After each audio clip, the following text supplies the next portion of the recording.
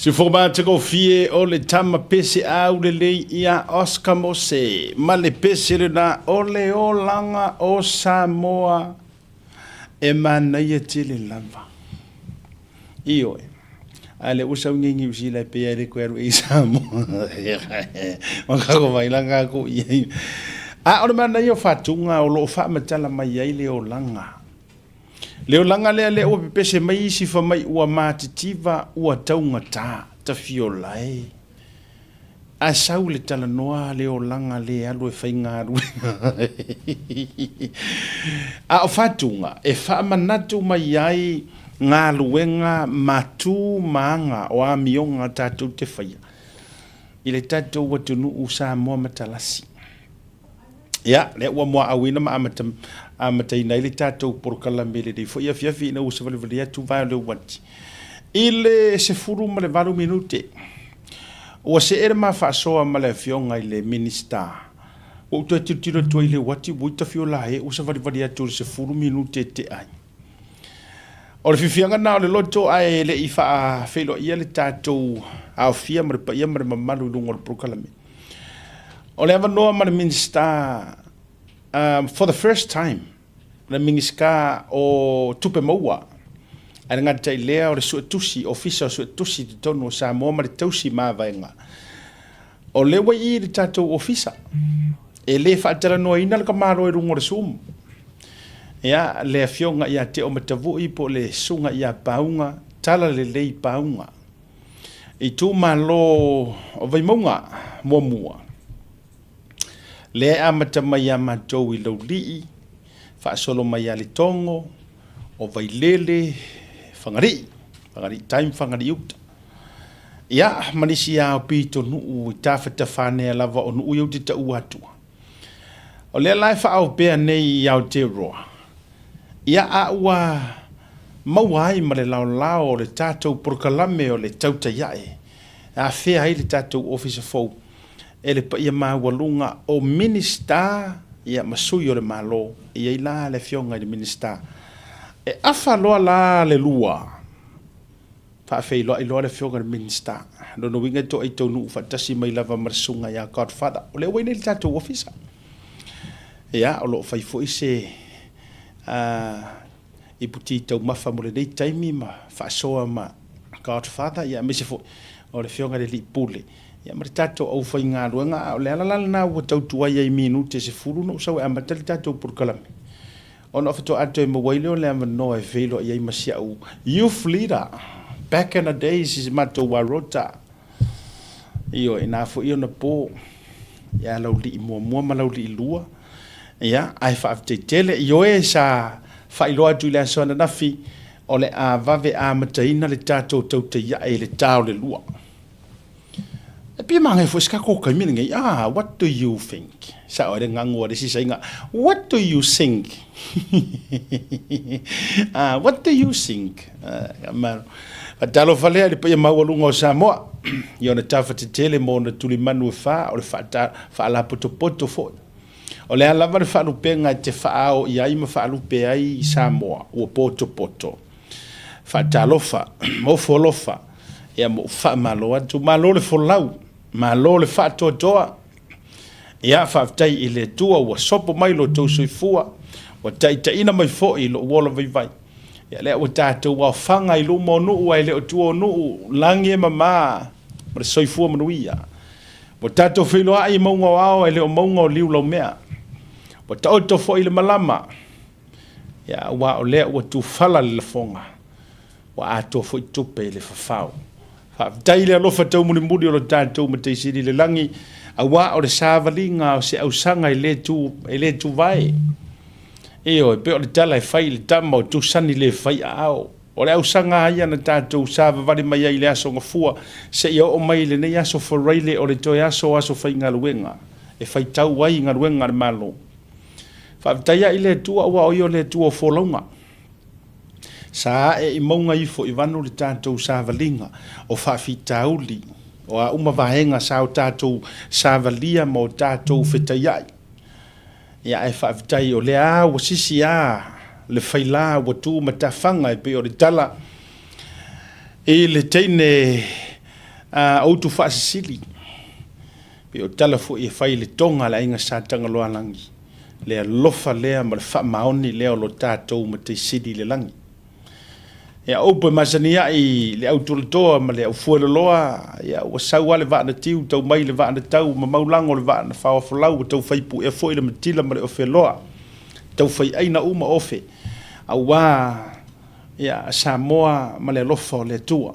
me lea o le faatalofa o le faatulima o le faafeiloai ia mo faamalo atu malo fai o le faiva ia o le tau auauna masani asiata o le tamo le moteli se la fai mai le fatu o le taulanga South Auckland i Manukau City Center lea e fai na le fatautai atu i le tatou purgalame le vaenga le tatou ofisa fau malo le ono sai malo ia le lava papali ia fea ela ufa malo i fioi o le talalelei talo fai malo ia te autou faafeagai inga taulangi ma outou fretua ia o fioga foi patele so o se taulanginga e faalupe iai ma faao iai pa ia ma malu o le tua malo le ono sai faafetai le toutou tua e le faigofie le tautuaina o le tua malona finagalo ia e maise foʻi o le taualagainga o le salamo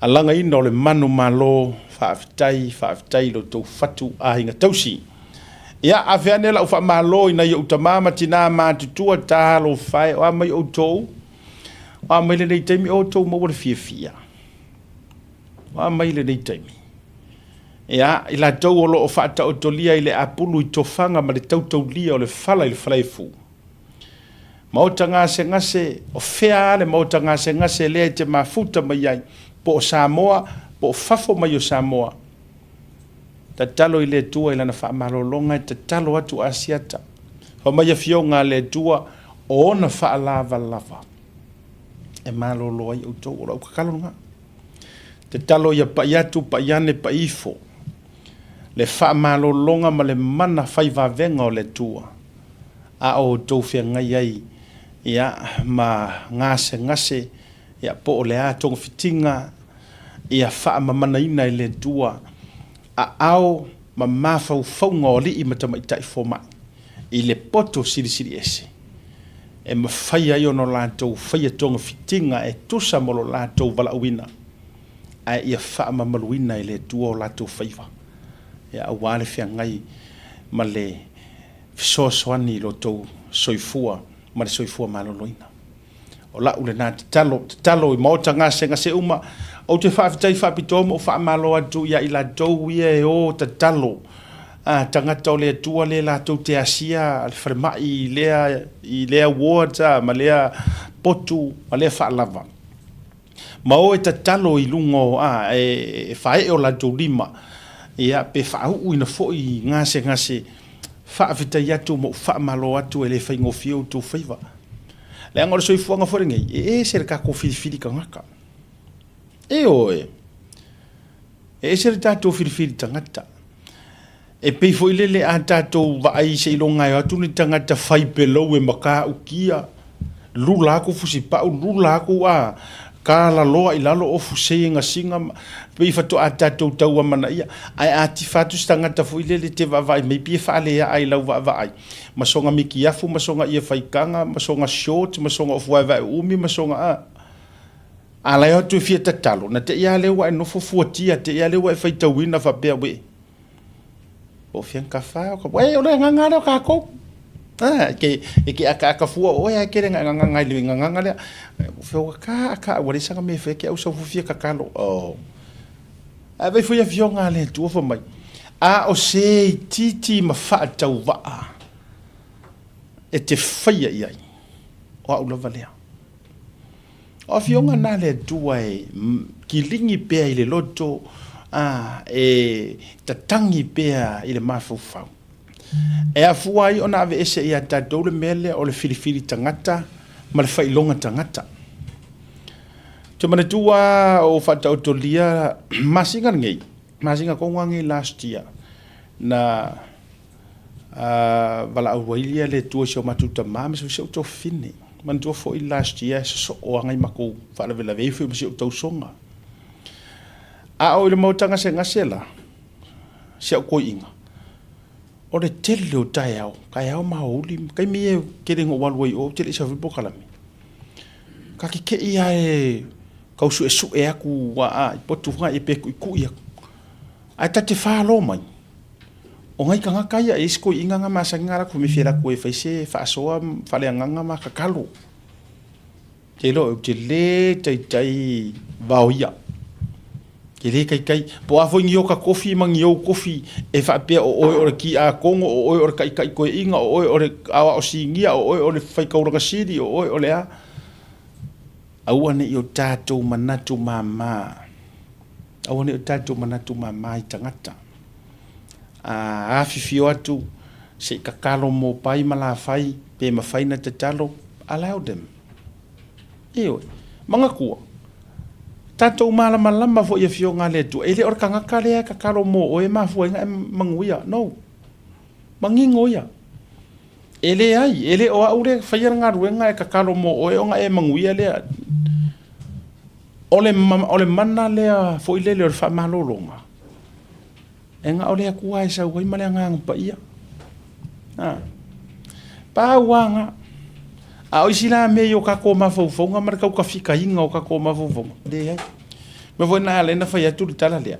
Ele fa pe nga ole lulanga me ngor fusio. Yes, you are ofu ole presentation.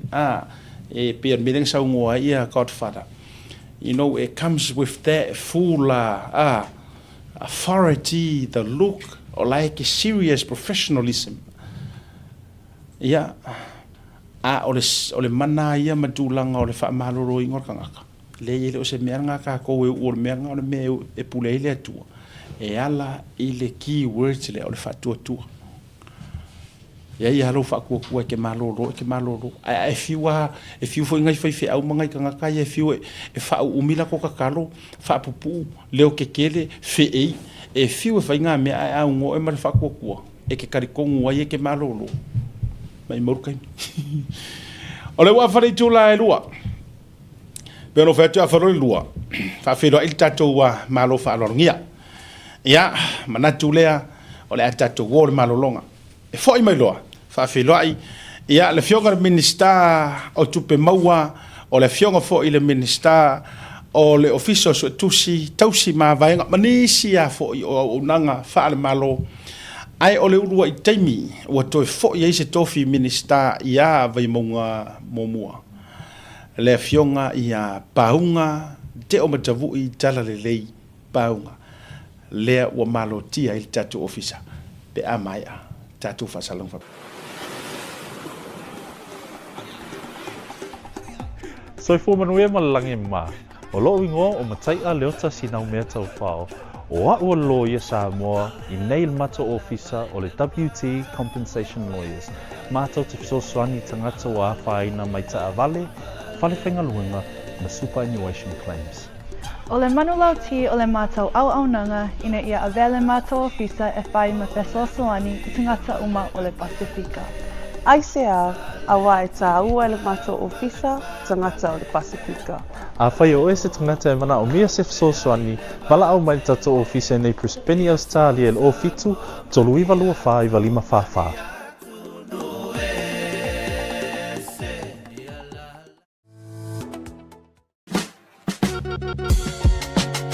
There is no better way to support the 685 than to buy locally sourced goods. Here at Tasi Market, owned and operated by Samoans for the Pacific. Affordable funeral services. Whalemaliu, a tamawhanau Samoa, tonga i Okilani New Zealand o oemalo a iwa. Affordable funerals o le tani mo te miti ngā o le maliu maleoti. Miri mo iloa, olu o tasi, walu o noiva, walu tasi o, mātou te o atu i lau maota e tala noa. Awa se tau whaamama a venga, mo to e saunginga, o le pele i a te oe. Whaafiso ta i noa matangi a mosa, i le mōpain olu o tasi, walu o noiva, walu tasi o, po le Facebook Affordable Funeral Services. O le lau mua bua, pusa maliu teuina i mamanu Pasifika. Whapea so seata o designs. E atangi ai lo la tau soifua matangofie ma le lei au le lei. Afisota iloa matangi a mosa i le olu a tasi malu o noiva malu tasi o. Affordable Funeral Services tautua mo oe ma ainga uma i ni usila nei.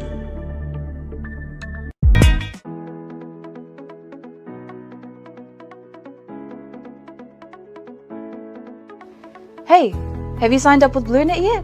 No? Well, let's fix that. Head over to www.bluenet.co.nz and hit Join Us today. All you need to do is fill in your name, date of birth, phone number, and a few other details. This helps us get you set up faster.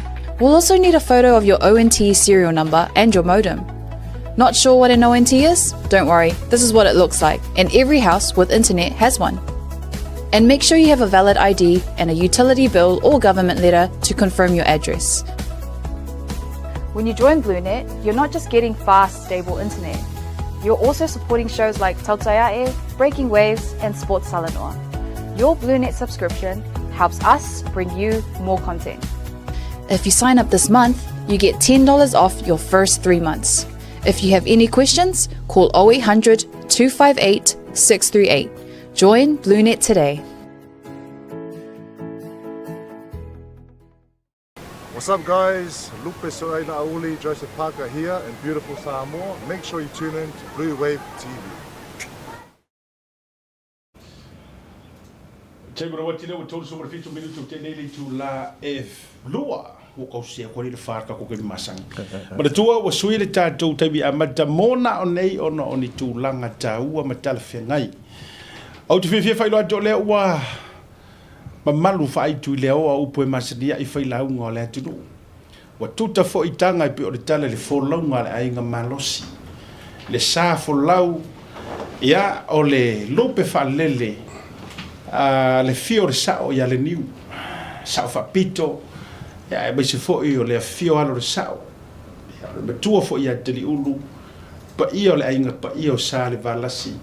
Ya mare babalu ya tu sa mau mo nei tu tele a tatou wo foi le tu malo ya e tau si pui foi e le fofonga la la tau tu o popu ya mai se foi ya lo mali to malo tu o popu tu lo no foi mo pu mare betua ya mare tau singa foi ya mau tu wala tau ya tatou mai foi malo pili o ua ya le mea la vaitas o le tama faʻasoa o le tamao le tu malo a le fionga le minister revenue po tupe maua lo tatou tunu malanga mai Samoa le o maua male manoi lo te te ai ta lo fai lo fionga te o matavu I lo sunga paunga talalelei paunga minister tupe maua fio mai mtara mai au lo te te ai maro so fo manuia foi le fasiata me so pa io foi ole fa fonga foi a so tatou tunu Samoa ya so se me lo mo meni fasalonga ya fa talo fat foi wa forta po inga so tu malo ya le wa uma na palango to paia mo to malu ya le so asiata ya e la le to es fam talanga ya fa ngane ya no e fatalo fa twai fa fonga Samoa I tupu mai ya me se foi so tu malo vai mo mo ya fa malo ya le o nei sila ya se fa stala fa ni sila pe ya la tu no ya so forma malo so forma ria ya au fui fa talo fa langa le yo le tua tu lo na foi ia tatou I ni vam punia lava lau songa polo fioga te o mtavui ai o le ta utonua awa o le fa to ma wonei e te lua swafa uma ile le ataua na lua nofo fo ile aso fatas ale vo te vai tu fengo lua sa fa ile vo e tu sa fo ile lua to li mai lungo no fo atalo ya em fa vala no fa pe tu fatalo fa tu le ataua ma le ataua ya ka tu fara malo se fo mluia ya se fo mluia ilo sunga ka program ya ma se fo bange ka fole o le minska alo ia ka ko malo Samoa ano po paunga ya fa pe fo ile malu i le vaimonga, i le vaimong kasi mo me ke fio mo yai, whakara whaku iai la ko mo mo whasalongo i on kupu mo ia mo kulanga whalpea, maroso fo mo malangi ma. Alo. Alo whaafitai, ia, lo la toi le e foi mo lo la toi le vasa, va e tau mai ngā tai, ma lo lefu le fua mai. Ia, a ua susuma ia, pe fio mai le fio ngari mingiska. Ia ole fio ole pa ia le whainga malo Samoa le ufa au peru ngor tāpur kalame. Ia. Ia le belea, fia i le roto e whaafero. Ia tu tātou amataia i se fesiri e whapea. Na tō ai tau nuu mai ana whea lau whainga malanga lau o fionga. Ai ea mai whainga malanga mamaru. Ia i fui se wha tata po se wha moe moe. Ua whea i se o mātou waturu. Nei tau na amatai. Ia, wha maro whaaftai mo le whaafsiri. Tau a whailwaanga le te ofisiri Samoa pe se au o mai ni usila. Ia mor sirfia na tau nuu mai le po ana po. Ia o le mafuanga. Ia o le maliu o si to ina le se o ankole o fono i vasa. Se yuli a ching. Ia e foi si ona suafa. Ia suafa ia le mato te wawa alu e foi ma si foi tama. Ia wa lewa ona mato mafuta. Mai lava mato nuu i solo. Ia lo tua nuu. Ia mesel mato a inga foi wa e foi lo tufanga. Ia mafuanga na ua malanga mau mai ai. Ia la watu foi varvale alofo foi i si a inga foi. Fartua ia lusi e mesfo no foi alo. Ia o to tela se yuli la tol mato inga le solo. Ia ma foi vala patia vala pa ia le atua ile. Tama ta tonu sa ta to le mafau froina e tulai mai me fapea. Ia e pule le atua ta to pa me ftai ia vala aule tu tama o te lelo sa mo ta to malo Samoa. Sanga lue vole tama se il official leo telo tulanga mawa e sanga lue ai. Ia mes foi famsinonga Samoa le na mali atu nei ia o ia pe tonu famsinonga Samoa e tulanga famsino ia per mafuanga na wa tanu mai ai ia faftai foi ne no tau ia felo ai foi matato bokalama o ne pokalama ia tau sa o tulanga ese lo fie tulanga pe na mata mai ia faftai le to fasiata foi le fionga ia le ataua. Ia mese la whainga luenga il po kalama matang o fio Tautai A'e. Ma lo whaaftai. Ia, ono o lea ua maua fo i rungo le prokalame ma maua i le ea. Le tu ua i o le malo e le fionga ia fono i vasa talo whai. Ia awa o le tua alea o le si o uso le sunga le matua whaiva. Tō whaat matua whaiva tā te tau ia Lawrence. Ia mese fo i nisi e to tele ale o sole alo fo i o le talo fai. Ia, se temi fo i o le prokalame, ia, watu se wha mai senga. Ono le whatu a maua ui o le whaaftai lau fionga le minista. Whaaftai e leanga o le soifuanga le nei e se uma pūlo o tātou te e oi. E la e ima o ofu i ai te lo te mi mawhaia, pūlo wha an malo. Ai o le pūlo a ia wha matai tau si a inga.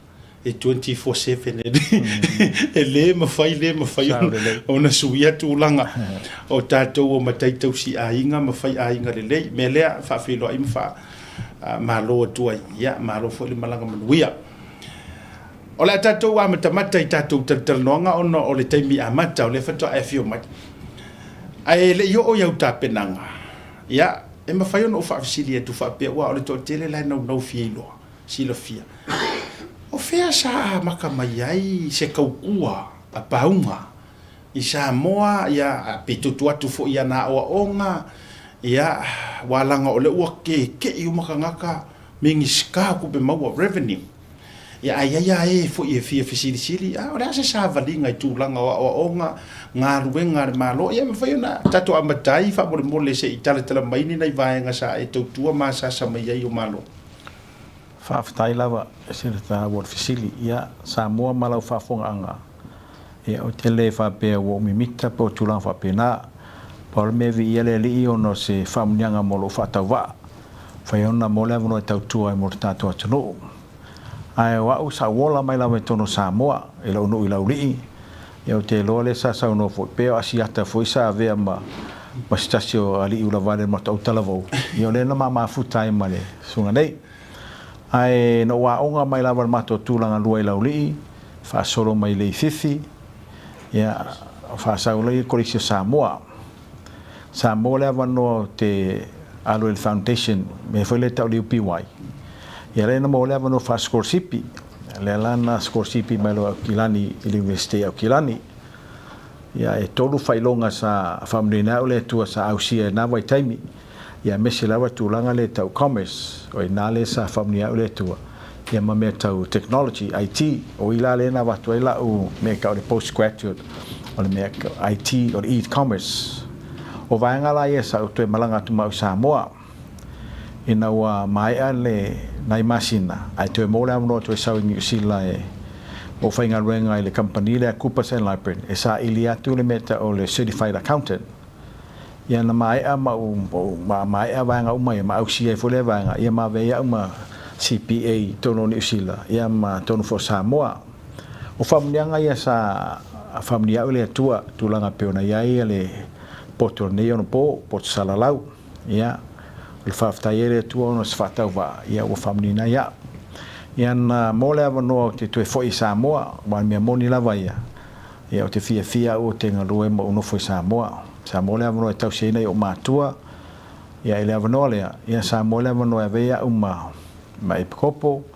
ele mato e kale sire escovisa la pa ia senga tai ia ina mai avea mo kopo sa pikiro avea ma se so 100% stake mo le fitu tau sanga ina mai ana so sani president stake ia na to fielo o maso e mavea ma president stake il stake le no mau ele kale si eskuisa lo paio sanga tai ia e peona tau a fa tu va ta si tau sanga ia e o va tu male luas fu tau sanga o nga lue ai ele kale si eskuisa lo paio sanga tai i to finga peona to la watu ina fo ia luas fu tau sanga sa nga lue la va tono Samoa e ngata tulanga ile aonga university sa ve fai aonga e sa unga lue foi vanga tau tupe i tatou vanga le specific games luafe male fitu luafe male iva male le foi taimi sa to nga lue luafe suiva ya ma uma mai na alo unga lue foi fa volunteer i tono sasno por fa tonga le talonga Samoa Olympic Committee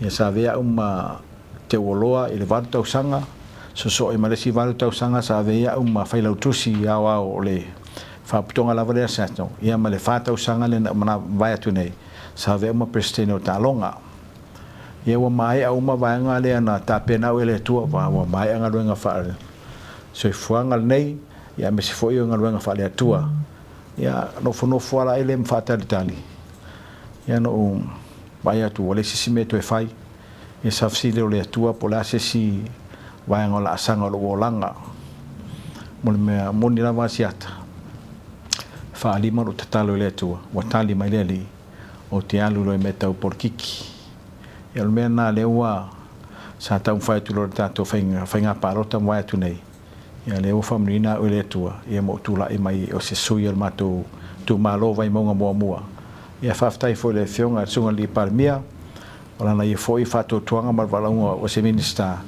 ia le wanga lue tonu lawa ale area tonu ale sa wa oi me tau tupe me tau commerce ia me se foi me tau o kika ia le tu tonu a o le sunga li palmia ia wa foi le fa tau fa ngai no lo fa tau va so sone tatou malo i tapeneina o vaenga wa ina ia pe se o me tu famtalanga o to tonga tu le pe ona ia ile fa fili tu sai mo tangata ma lo fa vitai sa mo na u manino le mata le vai ai lo foi ka ko fa pe nga le ngor so fuanga ka o fesidia ia o ai tu lo o ai le tama o ai le teine o ani ona nga va o le aso na fasi no manga o le asa na o nga le la o to fa fonga e fai longa or ka ko o le fionga le liminska a o tu tonua i lunga o le malai e o ia fai longa ia e faka alo ia i le malai lea e le o tu ia i matofia ia le fionga le panmia o le si vai go tu fifsiri amata ona avatula ia fo ia le sunga de ataua mate fea wa ia ni vai nga fifsa no fo ia sunga de ataua o lena e sau no nei na e tatalo fa limanga e kakalo a o fifsiri te fifa ia tu nga ia sau fuafua nga i lau sa vali nga i me o porkiki sa ia mai le amakanga pe o se vaenga fato a o so fa fo se ia ina o talia o tatalo vamos mo ma lo fa ftai in le matonu i lauli au tula mai foi le niu le ava mangalo pe tu sa tu mar se furu mo tu puto sanga taluai sa no ai le feo foi sa fa pito na vai temi e sa uni a po de feo foi le famsino temi le sa swa fa ya tu auto e Mateo e tau ar fa nga palota e sa o tali la vai le matonu mali e o te loa o te le anga vai ya to nga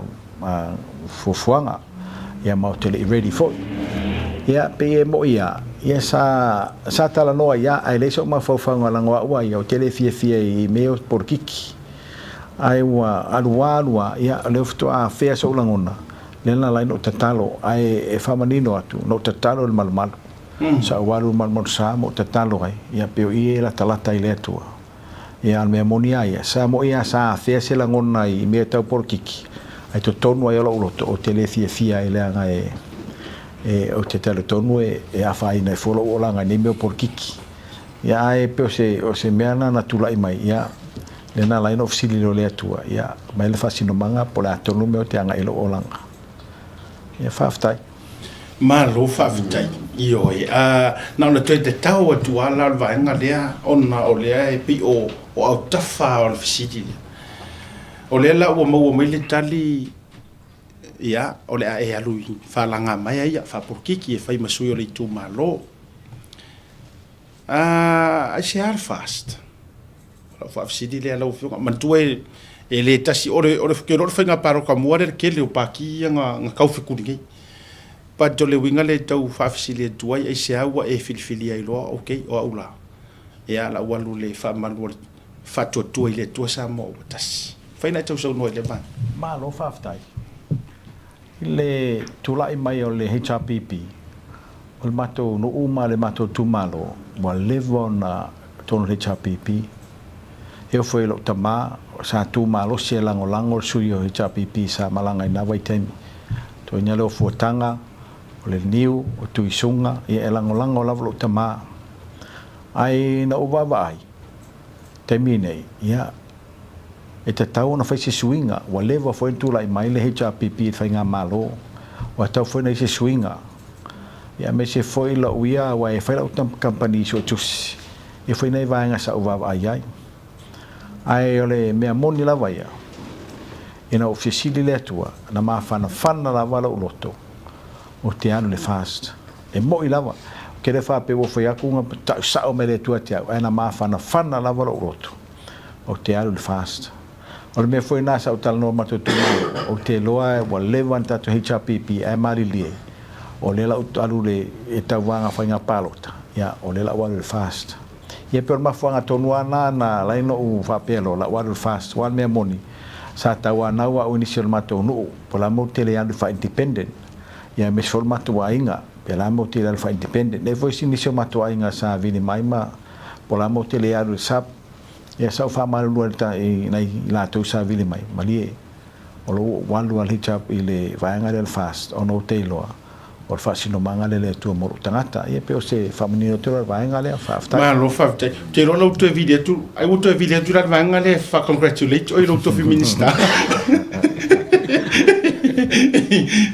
e wa pe na fu tatu wainga fa tele la fa tele wi lo fionga al minister o family no ino na inisio o vaenga ia o le a tatu o atu anga i lo tu langa ai ko ke yo i te family no nga ia po a o nanga tonu a ia walanga o le usi le fio tu pe mo ia ai po le a le vaenga le ese mai anga i minska kupi wa tatu fa sa mo kanga ruanga kupe ia man kanga ruanga kupe mo ai se vanga o fa perkania pe nga ka isi se la ia le avo ile le mo le manam no manga ai o te fifisili tu lava la o fionga le minister ina ua manuia lo fa moi nga ela ngonga yo kingo e ke minister you know let's just have an open conversation le la o manguia ngir paroka nga kau ia pero fa Samoa la ngonga kingo makangi le sa na tau la ngona ina le musunga le nga pa ia pisa e fa pia ai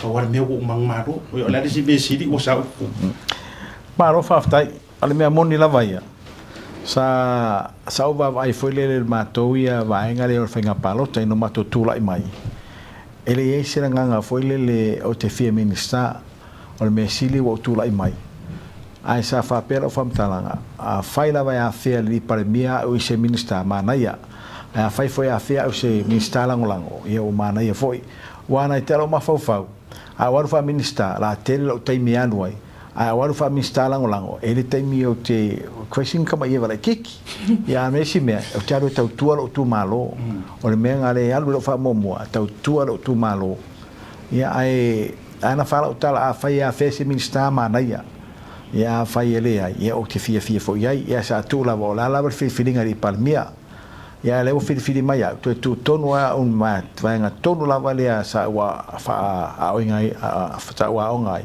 eu fa pe o fa wila fa tai ai reia senga foi le o te alu te fia minista pa me o fitongo fenga palo tau tu le tu no ia me se lava se o tu malo kadia ayo a teitele ai o te lonta po inga anto mo feita bo Samoa ya o te lo o ile sina lunga o le lisi ale ala o i foto no le fu niu ile la palapa tato wo i le metanga ruenga le o e au nai nei o tupe maua o le official tusi ai mai se o tosi ma vaenga ia te tele le o te manatua se em fauna e tango fa manino mai ai mai se a tupe maua o le asonga ese nga mai marmingi ska o tupe ia tatou Samoa ma fainga nga ruenga ia ma lo fa tai o le o tulang tonu lava i le tupe maua e focus lava la to ia il vaenga le o tupe mo mai mo la fonga wai tele vanga mo mai tupe i so swani mai ia tina e mai malo i fafo e mo mai tupe pe o tatou e no foi nei i New Zealand ma Australia ma tulu i fafo e la fola to tupe i tanga i ainga Samoa ele la ve foi la lo vaenga pa wale me la lo le vaenga le revenue o me ia patino lava i tupe maua mai la fonga a fikala ia i tupe e mato te koletia e se le matango fie foi o le la fonga ma per la fonga o ilo tu ela tu langa o pe le maupoponga la so vai me se lava o le e malava lea o le o tupe o la fonga e lo la vela ia te la fonga ia au mai ele vanga le o le custom ia pe o la tolo au la tola fonga ia wa e te la tolo e mai ni me o lo mai fafo ia o lo la na tau tongi le la fonga le ta o le GST e rusa o la vai le official o le custom ai la fonga la vai amato e patino la vai i me lo mato corretti ai tu pe a Samoa lo mo mai la fonga per vanga le VAGST o vaenga le o tax ole i fai un tau sanga le fai tax a company ia me se foi ia license le fai renew a mono business license e te tongi lau tupe te tono Samoa ia mai lau business license pe o revenue la po tupe maua ia o loanga ia la u vaenga le me tau tupe maua ai suppose si vaenga fole o me tau tupe ai le la tola la telenga toala i me tau tupe ai o tiro le portfolio la na minsta tupe au ia na portfolio na meta tupe mawala vai tu langa o la fonga ia me se vela le stalanga o pisinisi ia pe o isi me sa tola la o tuna malo fa ia le ato e kele langa ko i la mai ka mo la sila im kanga lo ngai wa ai e kele la ko nga kele o kupe mawa mai la lo kanga lo ngai ke vai pau ai le i vai ese le tupe maua mai le vaenga le o le ofisa o le custom por vaenga fole o tiute i le tu fata singa tau sanga le tene ana take la tau le pole ono se la wafe la ko take sai ai o ono se la miliona ai fai fonga la ko tupe maua e over tu ma le ono se la miliona tupe la to e suila ko take la valu se lau miliona a fika tula le trend le sau fapea o le tele tu pe Samoa o le mo tu pe Samoa a fika foi la la uia vaenga patino awi sa koleti mai le sa take la ile lua se lau tau mato lua se lau miliona o le temine o toru se lau miliona le tu pe Samoa tau sanga fa tu pe le mai atina i lua fi lua lima o le fora o titiro se si foi tulanga ina si tirunga se target aluinga ro fam talanga o le si ilunga tupe mo wa Samoa il tato paketi la le ua ye temine e matua te le la si tio tulanga tau tupe la ve sa to tunu ai lo tau le la o vanga la ia me tau la fong ai lo tau le tupe le la fotu tatu ainga e tanga te o mai fainga luenga me foi le vanga foi le o seasonal work ya un algo fa vai temi ya e se foi la to tupe la tu malato alo foi tupe la foto le ya vili mai ma se tupe mat fa la ve ma se tupe maliu ma o tupe foi na ma tu tele mau efto a mau ala ma to tulanga tau tax wa mo ro tupe na Samoa e no ro fa tau me le fa le ro fa na la mo me la tax mai na la ko le ti ma to al me molia ya o lo lava ma to tupe o fa nga yo ia fo fa ta to Samoa mai tupe o la fonga ma ro fa kai I lo waku pau ngai kongole makangalonga.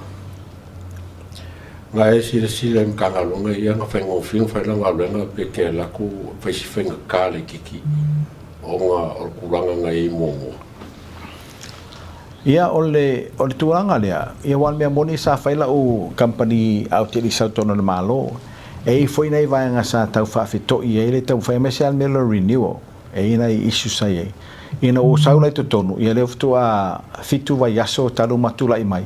Ele I te la se mato au te lenga atoa ni whawhita au li pon me whapena roi. O ia nei vaenga laiti, me tau li poti, ero whaisina whatuai mai, ia me se foi ni se vaenga. E o tau whaia e tau speed up, o le mea whala leo matua nga ia I male matanga ruanga teimi nei. O le renewal, o ngō lero wala a matal ni renewal, o pāwale me pole o nei lua masina e tu atu la tonu e fai la to renewal a le tele company o to titi atu le ono afe o company la e la le stala mato a fikara company e le lava lua vai aso lua masina le e to e fai renewal of license a tano e calculate le o va tu male ono afe pisinisi a renewal I le lua masina e mato ai cramp a to ale e le o lava pilot le la wa mato fatanga ina le fai le renewal terminate e a mato te longa tono november ia oni fataltari ele mo ala la license temile ala un fai fai un male process renewal e un male renewal na fataltari lo wa to a fikita to system ya tisema o te semana na en fai ona issue mai la license ai na le lua masina le fai le tato license o te sema ia ma January o ila te ona comply ma process renewal e mo rolo se ne lua pilota ia lua ia ai mon temine I whawhitauri ia e mo ia ele ani vaenga o foi le lo matum o mai tauina o tula I mai ia nei vaenga masani lau foi e pe o whatuai me o nei lipoti whatuai mai ni se vaenga alo o le lei lava soronga le lei tūlanga mtanga luenga mo temine Kulanga I o kika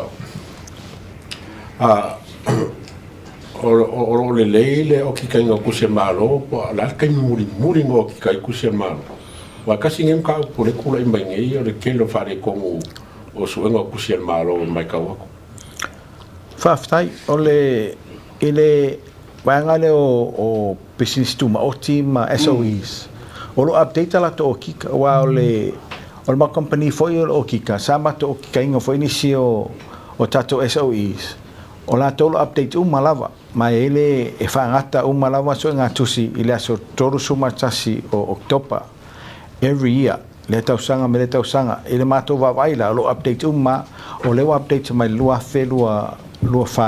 lima temi le tatu ngā tusi o tato ministry mo temi nei o le ngā solo whainga pa ele whainga so ngā tusi I le piliota lua lima o le tau wha ai vaenga lava o le process le faisinga fatuai o le talanoina tono o palemene o le ngaluanga fa o fusotus o le update pasi lo la ia le palemene ia ona ilo le committee o palemene ia na avelo tono o palemene faile le final assessment ia ma le final approval no winga o le update ka tato so ngatus pa o le pona o le process I le process le avetono committee fa palemene ma avetono palemene e fai mele approval wa o mena le sta fatwa itero tato li poti ale ra ta fai mtanga luenga o vaenga le so tus ya mese mato ina fa update malava tato so ngatus le ngata update nga luenga update le process ia fai ona approve tono palemene ina ia o le tau o vaenga le o le so ngatus ele le ale ilo a in fa fitau le current ia ona fai unga vave ai fa be ro ile foli poti tolu tau sanga pe fatal sanga talo after ile lo nei e toi ko apa ko ka ko fa fitauri yo fa inta mena ma na ia le fa yo le poti le so ngatusi lo current to tala no to no parliament ile current position na ilolo la yo tala no ina fa fitauri lo tupu ile temi nei a tala no ingo fa fitauri na tupu la lima ono tau sanga taluai ia fa ngata o le uma tua fa fitauri fa inta to fa se fo o mena e tauan ngā ruenga lo matonga lua ni tatou ofiso tusili. Ina in whai o na current o ma tatou ripoti nei ina discussion ma le whai unga parlemene. Ano, ma lo whaftai. O mo se tali o le tatou sua ngā tusi fo ile auditing report le na tatou talia umalawa forensic auditing. Ia ma lo whaftai. E mātou te tula i mai. Ia leua watu le ripoti le mato waenga o le komiti le o watu tona kabineta ia wa mai al so ngatus o temi nei o leua ilo le tato komiti o le steering committee o le ala te ia tona komiti lea o me amonia ia e umile process la o le ripoti e tauna mato au ili le ripoti o temi la nei Samoa ma la fafonga on sai o le wa matan fa solo le process e ilo le nei tato ripoti ma e fai sina umila i titio le process langa e fai sina mafia fia le ripoti e te tau le leon mato au tiro le lei ma ili lei vanga le ripoti e ona mai lona mako recommendation tono le parliament o le kabineta e mai ro con o discuss tono le kabineta e ona avele le parliament ina i sina fia il parliament le tato ripoti e ona o tulia tato Samoa e mena o te lo tato pispisa le ripoti lea ia on sai mai o temine o fanga yoile sai le lingal mato committee por steering committee ia ona avele lo mato recommendation il kabineta mo le ilo ino le ripoti lea lo finga minister la se umi o le tulanga la se umi fatita ino e tau titilo ia masina o ni vayaso ia o temine nei pea ma se tolu vayaso le fatati ai ona o la ilo ilo committee pea ma le lo vayaso ilo committee au mo avelo committee il kabineta fai ungar kabineta ia pe vayaso atuana e fta pasi mai lo parlemene al me sinin tawa ole vota no mai ripoti ia ai tawa la vona si le fia sa mo le ta ungar tato ripoti ma no fa tai ole se fa sili wa u tele fisilingi ia fa tai ole mo wala vanoa o company le la to te fia so enga o company fa fo mai o Samoa tatou wa le company na ia sil fia fo ia le to tele po ai tonu le fa ia so ngani sa le lei wa te mina mato fa longo ia o fa mato company so tus o le la fa so ngatu sen malo forensic audit le ia na mato tar sanga le mai pe fa mato fa ia ai o fam talanga na mato mawaina ele ma fa company Samoa ia e tauna fais company mai fafo ona popole o le independent issue na langa e mo ilava e ia tato Samoa e to titia a inga le siles wa tulafono pito sile ta o meta so ngatus o le independency o le me fola na o le mana o fainga malo e o involve ni tato local auditors ono tulanga le popole o le independency issue le a melana ele mas company Samoa lo ye lo fatino la company le al PTO por le company le mai fafo ni sila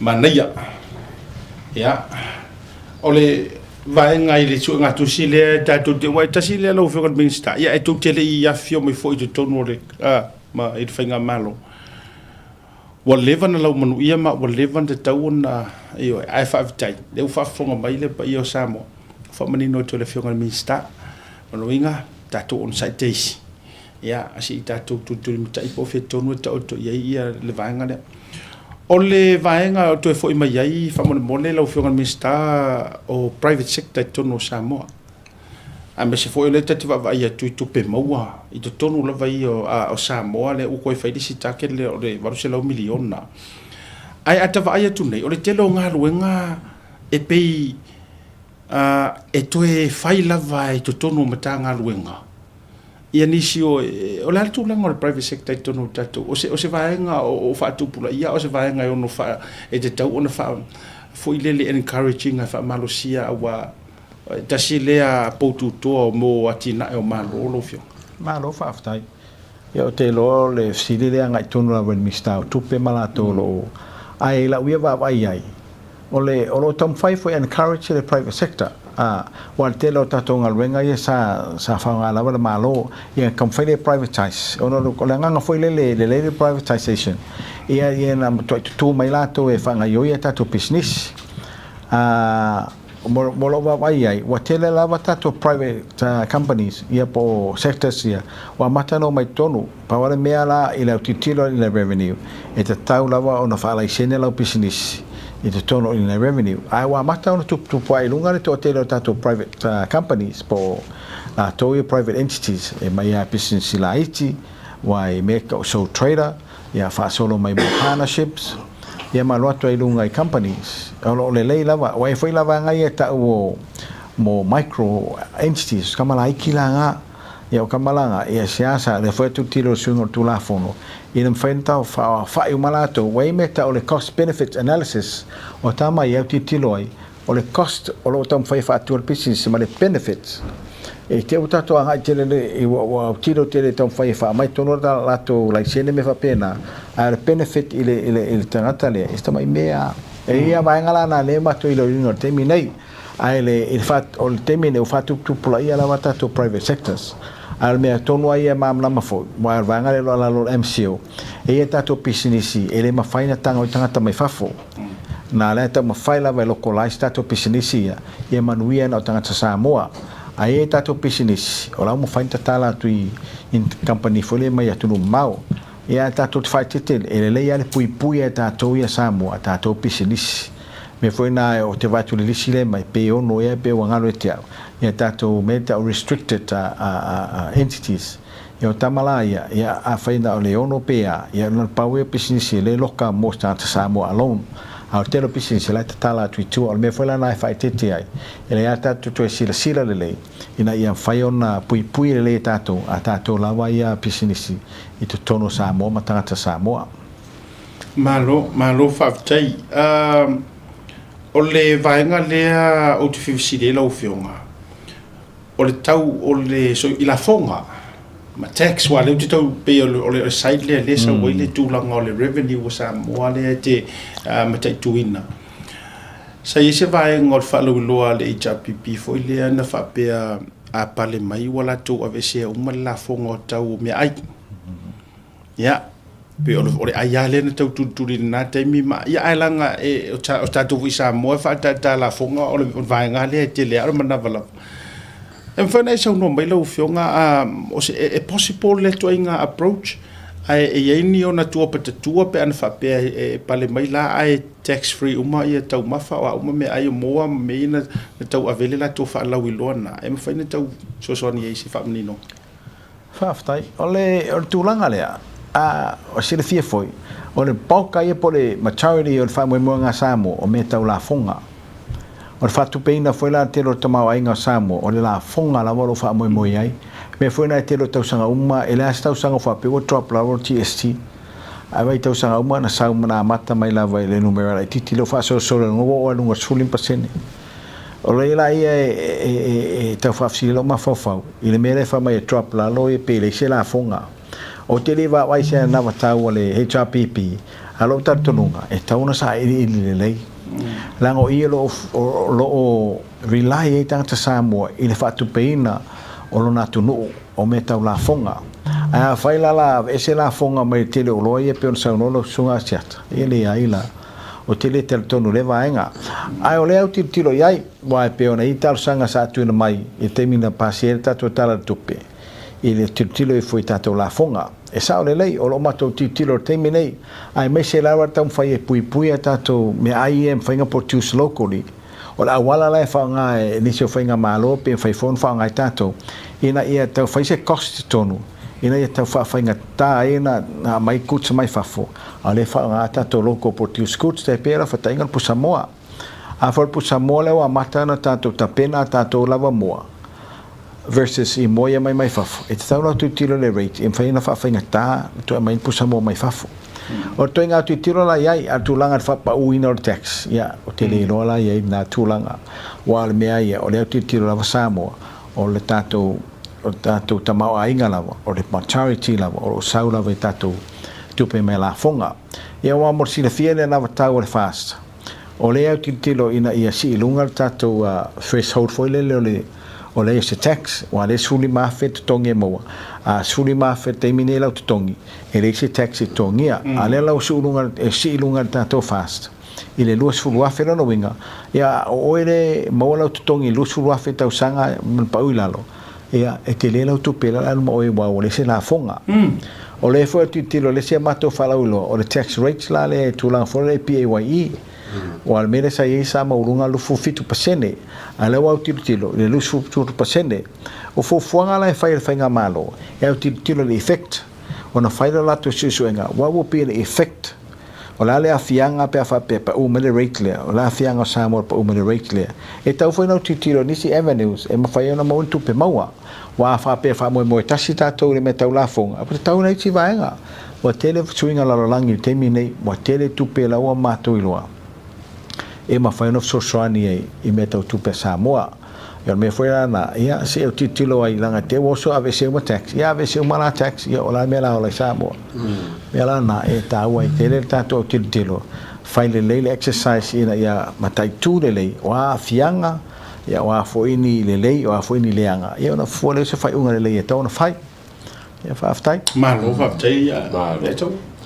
Ba ga ma em ka pro tax ma ka ma ka ma it's a fair contribution for le ko fa nga malo e ko fa ka mo sia sa ko o la ko ngai pa ngai ko le e fa nga o le o la ka nga no ke le nga o ke le nga so se o su nga ke le fa penge e ke la ki po angi su nga fa le le ya kili inga yo mai lo ka mi wo e ni su nga le le mai mela e pe ke la kwa la o ke mela e pe ka ngai su nga fa le ya kili em ka nga aftai le ataua ia tatou so fanga nei ele SMI e perfect e ia nei vaenga lo ia le lei a foi ni fa le lei o le la o mato tala no ma fono ma mato vaenga le revenue e ia nei vaenga te pela le vaenga le renewal o le mai tauinga te ro tausanga e o atu ro tangata ve vesi umaloa e tau fitau fai e kau fai le procesi mawala ko le senge mawala to le sene o le mena la woti tila se fai se awala le lei ina ia awani o tu atu tangata e me se lava tato Samoa e ta atia tato me foi le last minute e fai atu ar te mila o tiu e fa tali lava e oro le te mila tapuni tu ave vesi atu loa a lo tau fai fufuanga foi le ina ia awani to cramp ato tangata te metas a ia vai le lei ia mela na no fatanga i lor tato restala mortemine en faina sa restala o ngatono novema lis lam faiona fai umma fa ngai umma me fere renewal after amola le sene ya tisema la o tisema matala le system ia o isi vaenga ia na issues light ia le foi vaenga le tau fai o tato system ia le tato system o isi meta ora na o lo fa mai lom fai na le stala online ai tele company ele online na la to vaenga o le tau o le mea online a fai ele stalo online e tele tau wale officer fai lea mea mea e submita tuau returns lungo le online no winga e tele tau walu o wa afikatu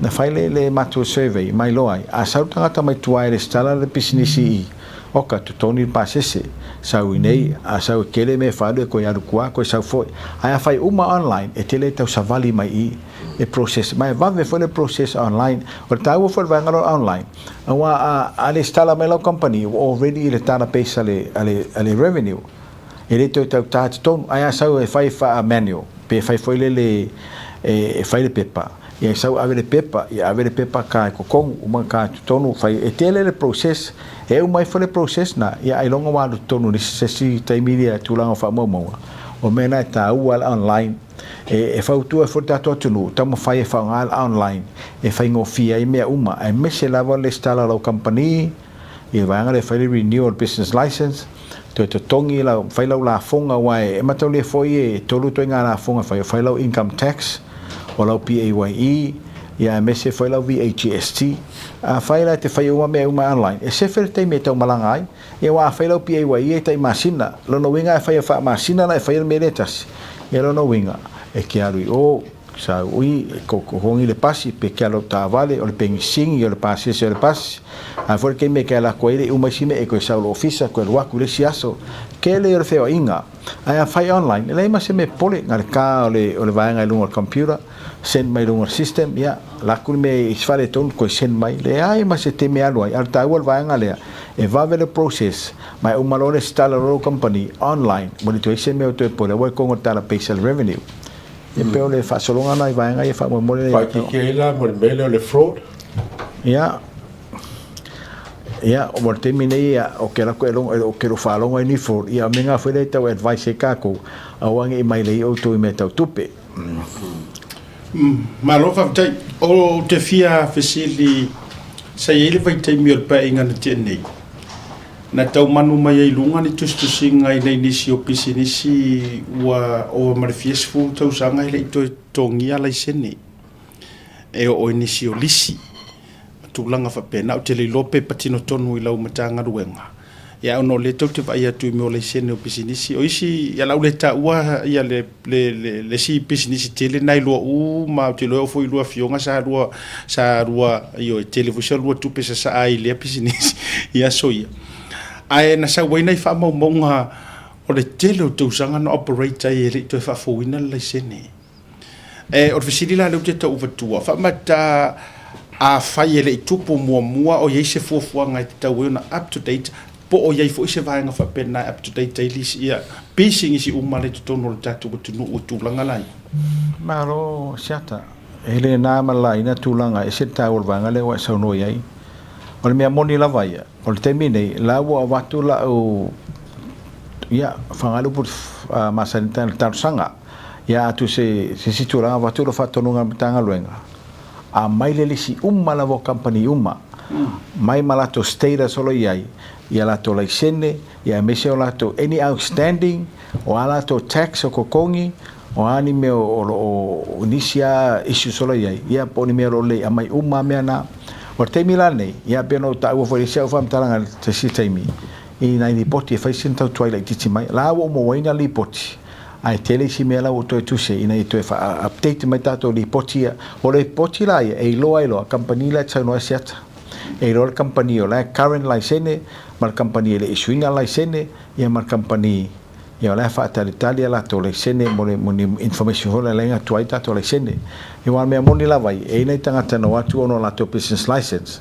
o me la na lo fa ya tu mai lisio company o me fa na o lo to ti over mali ono afeta to company le stala termine ia ai o telo e fu singa company lights ia ato no la in la to business license ele mo tino me na al me moni ai o telo ai nei business ia o la ngai o termine ia la fa tele la to business license al mena ese tauai a fai samo i seu business e tau ona fai seu business license ele tulafono la vai ele tau na ngai o seu business e no ma se license o me foi na lo tam fai mai le potilia ia taro si e foi to lo fai ngamalanga le o lo tati lo le li poti ina fai ona access li potilia mama yo lo ma tiro lo wa company wale ni license wa company wa levan operate le ni license wa foi company ora wa license e ele va foi le tau e lo foi ora foi ma foi ngawala ina le mo business license al company le ya fa type o family no 12 fa city to sai male ma tau po pe ona sa no ai certa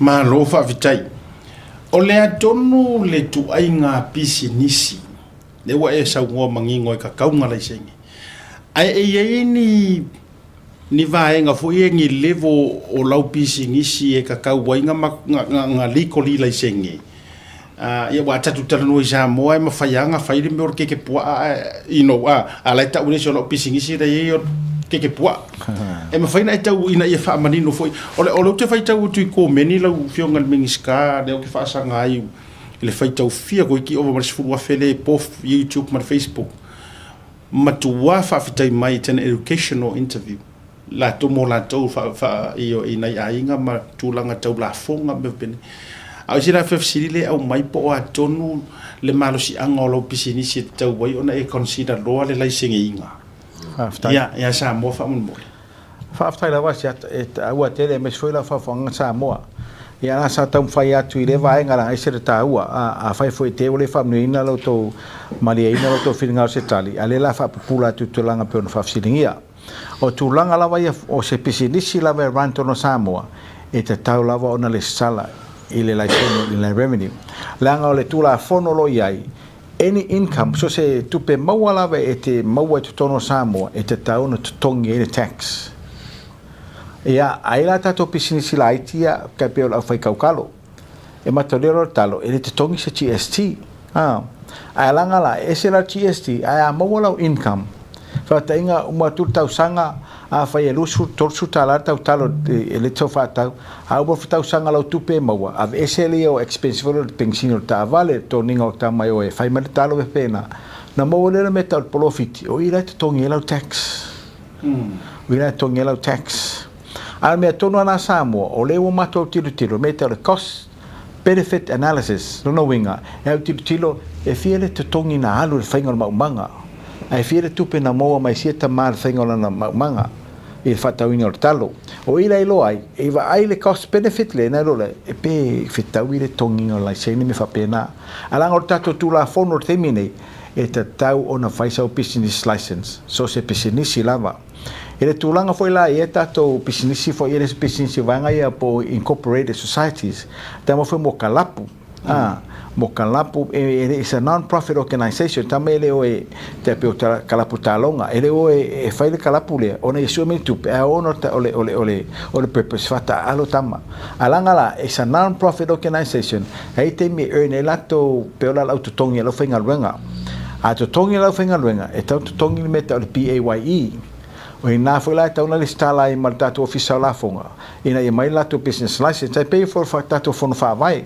or fono fa vai is a non-profit organization e ro e sun profit ala to tongi la fenga luenga e tau na to tongi meta o tax PAYE ala fenga luenga a faila to tongi la fenga luenga e tau na listala ina faina mo in revenue tax lea ai so se incorporated society la pe non-profit organization pe e tau na faila to business license ai va nga ele uma to titilo ai ina i faise pero sa no asiata ina ise ala fua lele ina i loai o la business e tau ona le stala in le revenue wa telo tato business e tau na kapato le registration mal MCO me se la meta kalapu kalapu ai e tapala se mal MCO a ma tola in le revenue o meta la fonga me foi na mate apa tu tato vaenga e non profit organization e once e faini o tanga whainga luenga e to tongi la PAYE e taula ne listala la ile revenue ina ia mau ai la business la foi to tongi le tax ia makta pai la business license e tulanga foi la tulanga lo ia ile vai vaenga o business ia e fa marotsa mo o tulafono la vaia e te running alo se business e su e neu tupe e te tauna tongi la business license ia ore au tilo tato whainga maro temine o ani au wala foi la mese mo business light na to ina foi melo matua paua mena rato e whaisinga to ka pisi to le talo mo la to fonta ma e foi temi atu fata mo ina la to tupe o vanga le se au tilo i le cost benefit analysis e lo ai me tau no fai pe tongi le fi pe la titi le fi po me fa pena a wale sta line business e tarsia ko mana ia tele le fa mani no ngale se tau se business license o te teimi nei o le sole trader wa tolu to nga business o le sole trader o tangata le tasi tangata e fer business tamala le lua se lau walu lua lupa ua ilalo wasa to titi ator se lau ele tau sanga o le partnership tam foi e te to lua e foi partnership e to e foi meta o le limited partnership o tamala na e tele atulanga rate wa ngalo te au le tau o vanga le fa mole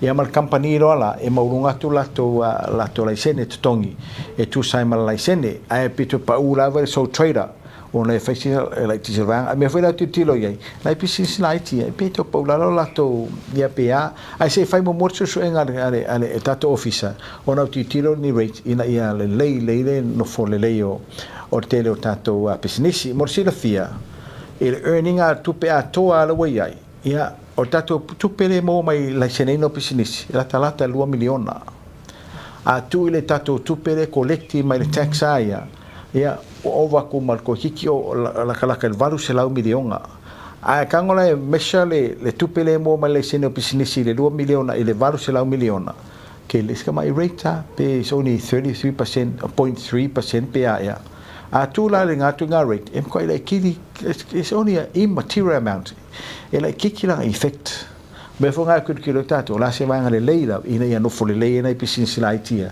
ia wā lava le manui o tātou tātou Samoa wā ala mea moni lava ia o tātou lava tātou Samoa e manuia tātou whai unga o tātou whai unga foi ale le lei ia la whainga i tātou tātou Samoa whaaftai Malo whaaftai ai toi avatu ia le atau ina e peini si whaafsili lono winga e ia ile tali tonunga la o fionga le minister a whaapea e up to date uma pisingisi o Samoa to tongi la fonga la isenge matulanga uma e le kai la e le ongo takir foi la le varu se lau lea miliona no tātou wa whabotu o biliona le tūlanga le revenue e maua mai ia wa e ia le te tununga ia o le tele i o pisinisi lea a whai e fuafua tuitala o le pae inga na tea nei e isi pisingisi Ola le kupe maua ku kumu wai sfat fa fia pena ai sa unga tu ti tes fu lima tu sanga i ko kungi se a fuala ya ai ola ofisiri mo pisinisi ke ola e ke fo ya o ile ke mai mo mai sa mo pe ile ma fo ro ke ile se ngera pisinisi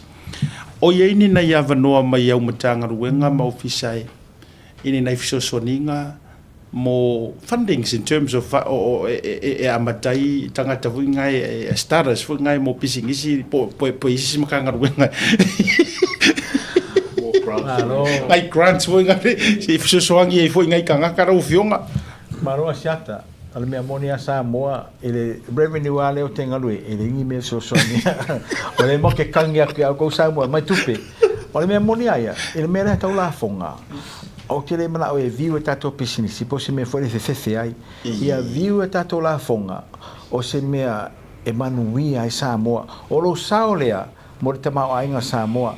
Se to ina fwere whai pisinisi, a vai tongi lai sene, to tongi le taxi lea. A wha pesi furuta la, lua suruta la, to tongi. A laua e lona sao, e le manuia o Samoa. A tono e fia, ma o te lo e fia sinato ina ma sinatangata. Lo wei lona sao e economy e Samoa. Ai e tō malilie. O lo fiso la fonga, e le aini ala tō wa me tau tupe ave whai tātou pisinisi. A lewa iai, lewa whala uroa tu le tātou ngavatau. Lo wei ai le tātou soani il vaenga foi lea me tau pisinisi. A e la tō grant lawa mata na siti e lunga le soani. Ia lo iei tono tātou vaenga le MNRE. O lo e whainaro e tātou tupena e whainga tarusanga iai e foi tātou development bank. Lo siti e tunga le tātou loan. La mo faina ave e fa mala tulanga ina fa faingo fie ia na maua loan e foi conditions requirements la tom fa mama ina fa faingo fie na o tangata mai la to loan so sonia la to business ai tele foi vanga faina sa ili foi e ile on e tele vanga o mai so soni a tunu fafo e ma faina so soni e faingo tato business alo ia tato so soninga e la vanga au titilo fanga la MCO MNRE e mesi foi tato development bank o la wei e tātou tupe, whoswani i le te nengo tātou pisinisi, a misi whau tōla i te whia whaatūni a tō pisinisi, nā wai ai. Alo whai tātou whonwhawai, la wa 2 miliona la wa watua, ia lau tūnatu la taitei whono, tilo i whuani me ia manui e tātou Samoa, i le whaatūni o ni a lātou mea mana o mea, a wai whoswani e lātou atina enga whamon mole. Wow, matau tia lea taua. Ngā pauar me le ka o sabaro mawhawhau o whamai o le piska fōi le o le viuinga ngai mea se whaafikau i furi le whaafenka. Pio se amo se polonga. Se polonga ma te... E wa sa whapenga. O le si vanga le woso maro mawhawhawhengi o le.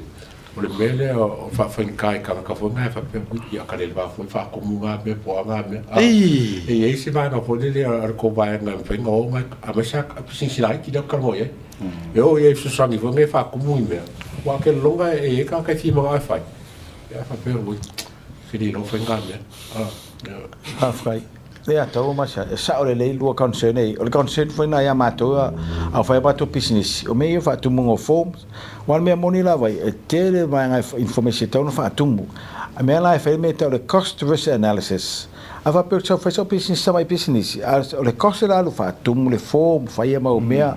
E alu le taimi, o isi taimi, e lota malama. E o kaika ia e pāmeka ke leo whai whatoanga, e leira whai whaiva. Ale koe saupu koe whai ngau i ngai mau mea. E a tili e anga Kara fole nge fole chano. Ai sa le ia e se tai wor vanga le tilu sa no ai. O me foi na ta una tilo i se fa mama avenga. O wala va ta to fomia wa sa mai pisinisi ale la tam fai alu mara vale processa le tas. Ia fai fongo isi me fa atum pe fa le ia pages. Le fa kun income tax ale company ai me sel business like teach. Ono winga tau no titiro se vanga ina ia fa ngo fi ai ele ngata fa ngo fi te me fa le lai sene ma to fa fo ina lai sene ai fa ngo fi vanga ia o tatu la fonga ina ia o ngata si le le fa ngo fi le le mo ta ngata uma ya ko kasi la si o ke lo nga ngi usila i pesi le baku fa ele pena pula pe skala no pisinisi pe skala as long ele o lo lu su fa fe ka sanga me mo ale la faro aku ile anga wakau al fast en fenga lunga up to 20,000 le sau tax paying fa fela compare le small business le a cosa ngo suwa fer kausanga ale pela tax marka ka le fenga lunga e lo suwa fer ale pela le tax pay fa tai le atau tau sile ina manino sa mo malau silsila e unha tasi lava matato business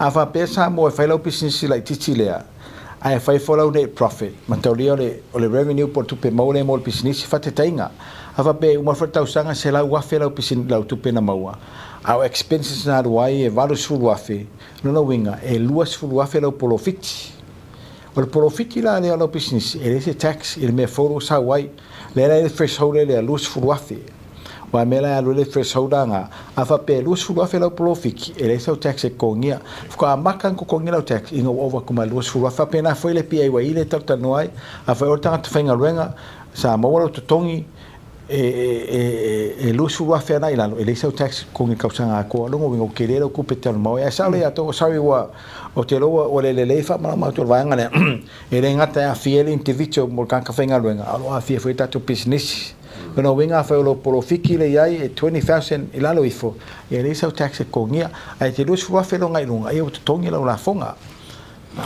manaya e to ji lai tana o tama fa fsili wa tulanga ole tulanga le business ya nai saina ele to na man lai ne to so tatu tunu o yeise tulanga e fa pito ai tangata nei mai o isi ai atunu e fai business tono tatu tu pe level o mai tu inga le sene ma ye inga ye local businesses fa tai pe no ta wa tu meta restricted business e tatu business na e la lo lisinga restricted no winga ele mafai ona fai nisi tangata SMI Samoa me sela meleta o fale lo meta o me ai ele mafai ona fai tangata mai fafo ai tar tonu o le wota to vai sa mo tele saina o fai la to fale lo ma fu mai o tele la to nei ia o mo la si sen Samoa no winga la mo sin Samoa o le tangata Samoa a ni si la to saina ia to lo foi Samoa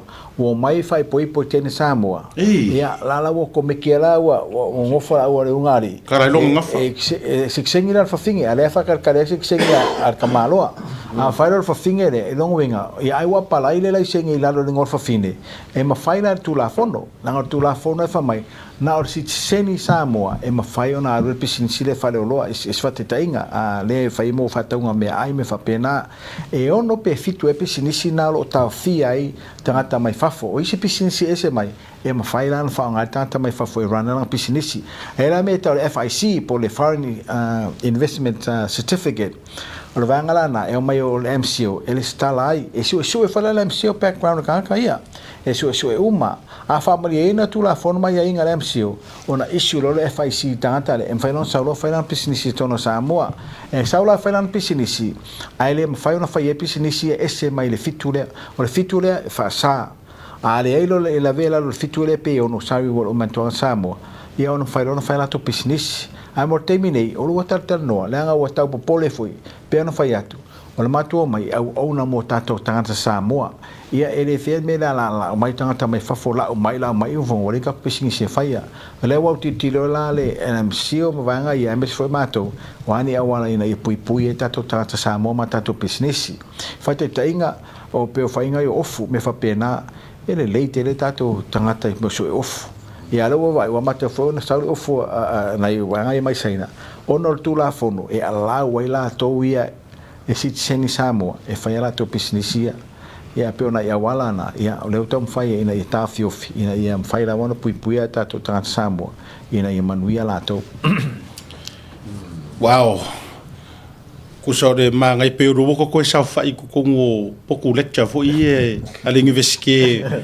o le o to ave ila o tulanga fa accounting so tulanga fa pisingisi ai mo fo o to te le lau maua le nei a vanoa tau o le ala foi le alai o na nau tatou proklame le tau te iai ina ia auto va mai fio ngai minista o CEOs o i uma tangata o lo ngā lulu mo le tau tuaina o le malo fa mangingo la vanga ia o no winga te le a oso mo nei fo ia so a le taua ia te loa le a fa a fe mai utaro ma tau va mo le taimi ma le fionga i le na sina vaenga i le si vaenga o le tosi ma vaenga e fa mole na e fia pa ia fa manino ia ona tatou fa si fo mai lole le ia so mo tatou fa tano fa mole ai ia ole tatou tosi ma vaenga ia a tonu e foi nei tanga tatou tu na fesili i vaenga ono le mala malama o te o le si vaenga ta wale ina im faiona manino ai o lo e tatou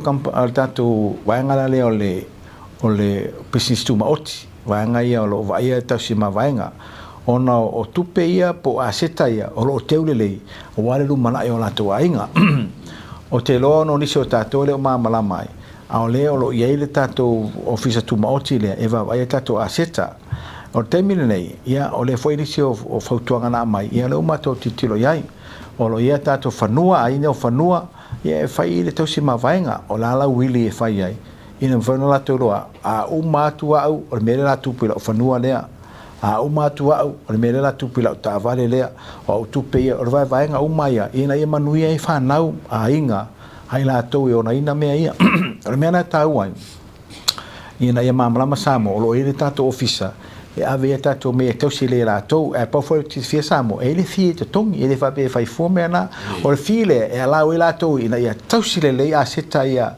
a inga ina ia uma tu soi fu vala ule tu ina to ina mai lo ma tu ia ala uma nu ia la to fa na le ia ma se me o to a fai na o le wata tiele le ia vaenga o lo to o lo tu susi ai ia la to ma vaenga o le wa fai la to business ia la to a seta ia o me fona e seta o vaenga le ina fa manino le lei ai o lo ia tato ofisa o lo fai ai vaenga ia pa me tato fa ngasa mo vaenga le ona e manui tato ai ngam lu mana o le file fa kasianga kongi pe ko kongi ka so o tele o malama tele ai ai o te loa e a tasi tutongi ia o te loa pe ia regular ai se o tu sa ili le vaenga le ai ta war file a tasi a one off ia no winga mo fonga ni mako kupero o manga ka mai ai ta wana o fila nga ta wa e maintain na le mele ele va ele as ele tau sanga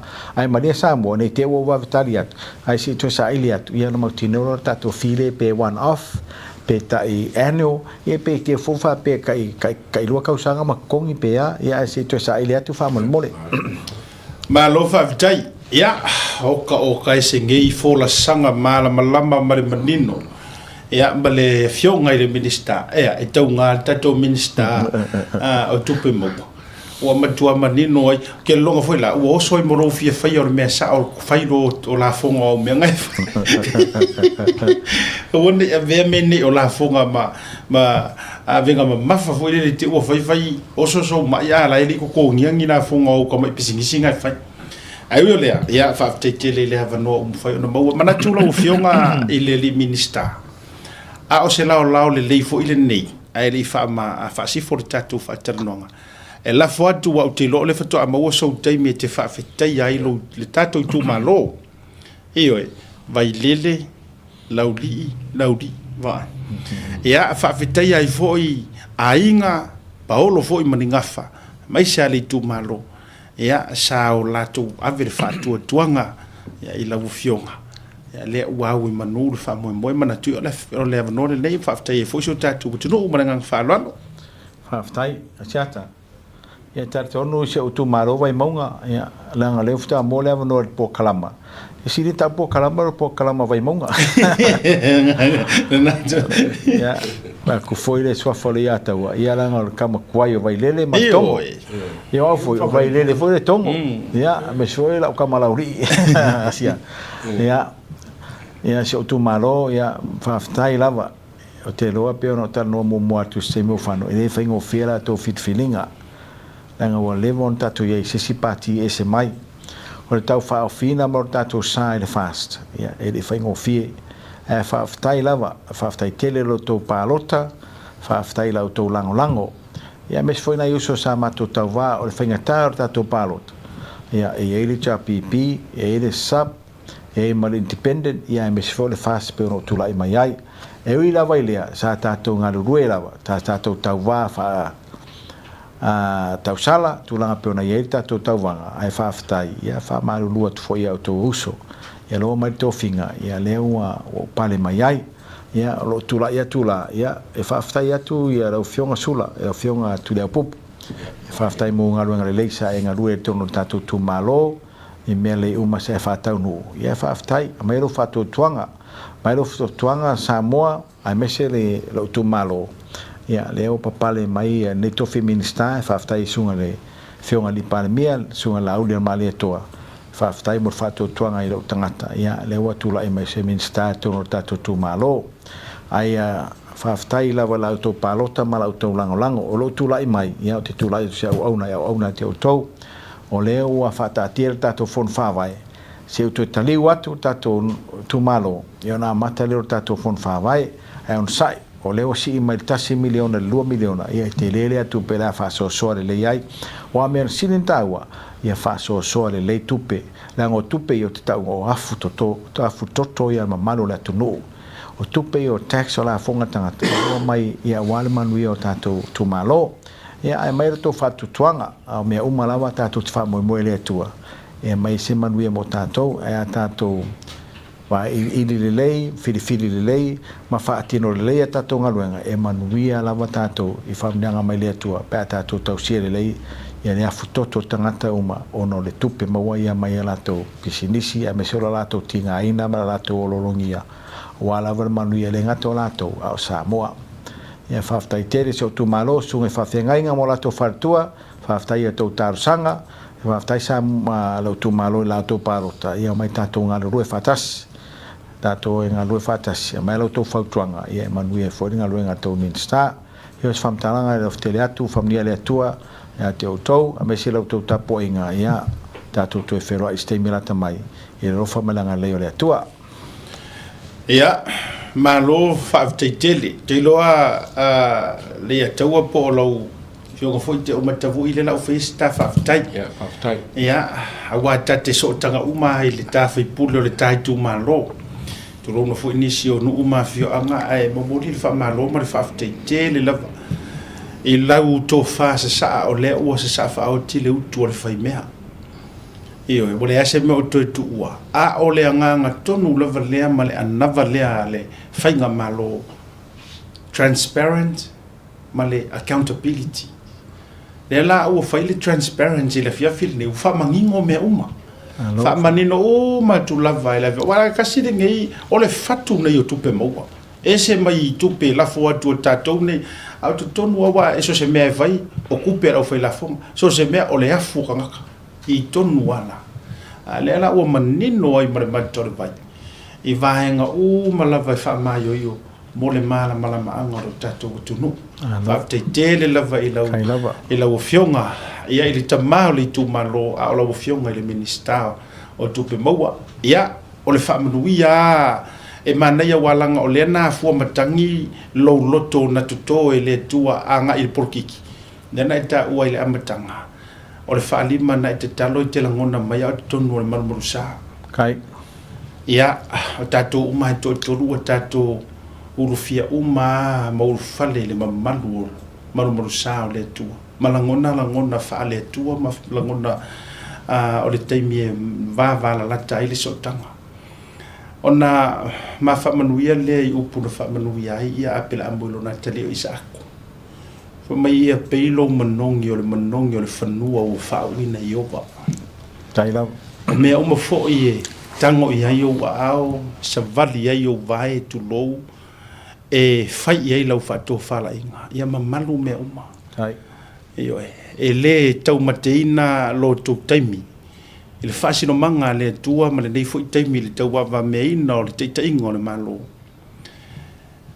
O le poto wa atoa. A o le sili o mea uma, o le tō whawha le atua, o le whamaoni e whaia i ngā luenga. Pāwhitai. E le tau mati. E a, ua i waa au manu le sāwali ngā Samoa. E a walo tō au waa fulau. E soswani ai le fionga i le li pāne mia. E a mai se fōi o le taita ingo le tātou mālo mo le nei fōi lima tūsanga. A wā a uma fōi le lima tūsanga. To e fōi le atunu ue whaamali eina. E wha au bea le tautua. Manuia lau no pia ia il ne tunu. Ia, a le tau maua, tau maua nei tātou waso. Ia, a tonu e maua lava fo i se lao lao le lava yaso. Ma te o ai, ma te o matavu i le nae fio mai i au taftafu. Ma te o e ave ai o e se fale ainga pito i tau ngō fie. La lea kau. Iyo e. Langa, le la tātou e whai whaalo alo whawai maunga. Se whea korkupea ia. Cara da skoina. Whaakupe mo mai gane. Ai whaamare mole asi ata. Ia, saunu. Ua si mea tā ua lea. Nanga e ser kā ua. Samoa malo whafunganga. Mania lama se whaua ko lau whawhitai le presidente o malu. Samoa lau sunga ia wa uru marwhartua. O le wan tātou ngā rulue. O la unga luenga le malu. O le matua i o fie ia ilang o te mana malama lelei. O le tofile ale atua moa. Whawhitai i whamunianga atua mai. Ia mesi foi lau sunga presidente Palupe marwhartua. Ia mesi foi Presidente Taau mawharatua, whawhitai mo tō whamunianga o te loa tātou te leo ni pāti. Ai sa tō whamunia mai i te mina o anu pārota, e mese ma tō whainga luenga. Lona lua le si me tāu o maua. Samoa e eo tō tae au, o lau i vilu e te leo tātou tō uli matulanga uma peo masani ai. Al tae au lea langa o tae au sa tupu tono vai maunga. Mua le tae au le nai sa leo polo. Mea sa o tō Talalelei skoisa lo po yosa ngatai i tō tonu o vai lele na whaui atuai. O le si tae o Tautuana o langa o lena o mai Talalelei tono Samoa. Ia whawhitai lo whawhonganga o tō e whamanatu atu vaenga i ana e se taua whamormore e whamarulua tuoi. Sa misi atu i lau fortisanga taluai. Ia leo mole avanoa whawhitai a siata male a tō mole avanoa. Ia leo whaaleo atuai se whawhitai. Ia mese o se whamanatu tu sai martai o Tautuana. Ia mese tatu e kalesia whamormore. Ia manuia ar whasausaunga a mese la tō tapo inga. Ia so e fua. Ma lo whawhitai. Whawhitai nau whatua atu e sila fia i li atu. O ina li tae au nei selu pulu. Ni niva mapunia la vaa. Tau nu ua li Talalelei skrivisa lo pia sa ngata. Wha umara lau kala kako whawa. La ia le umar ka por kara mo le diska whakara ngoanga la sa mai ku. Ia, sa uno ia. Ok, ma el labor whawa inga i le kalesia. Se fururu o kausanga mauro kofiki a Kongo. Ke bangkuanga nga mauro kofiki a Kongo suru kausanga mauro grandmother kia. Sau kao i lauli. Kao lauli e vai. Le grandfather o sko ingo Pauga. Pauga. Ma sa vali ako ai vai le kao lauli. O ke le rome ale kamao. A ma ko fembai. Fa ko fa ya Pauga. Nga ma me o kamale. Sau ha o se le ngorong fusiua. O se lenga nga o mo kaiminge. Le sele. Le sele. Na o mai laudi. Nga o mai grandfather. Haftai la le ulo. Haftai ana le ai laudi e te li lo sele lo. Ia wa hai o le vang se fusio i laudi. Ai te non me mana te te yon malolonga. Fa fitai lau to fa manatu malmursa. Luas futu sanga i tu. Tato pato fa tu la fionga le minister mo le te meta tol malolonga a foi mai. Fa filo ili stato fa telonga me America. E lungo tato proclame ne fia fita tol malolonga. Alo fa tai. So fu manuia malangi ma. O lo ingo o matai a leota sinau mea tau whao. O a ua lawyer Samoa I nail mato officer o le WT Compensation Lawyers. Mātou te fisoswani tangata wā whaina mai ta avale, whale whenga luenga na superannuation claims. O le manulauti o le mātou auaunanga ina ia avele mātou ofisa e whai ma fesoasoani I tangata uma o le Pasifika. Aisea, a wai tā ua le mātou ofisa, tangata o le Pasifika. A whai o se tangata e mana o mia se fesoasoani, wala au mai tatou ofisa nei Prispeni Australia e le ofitu, tolu iwa lua wha iwa lima whawha.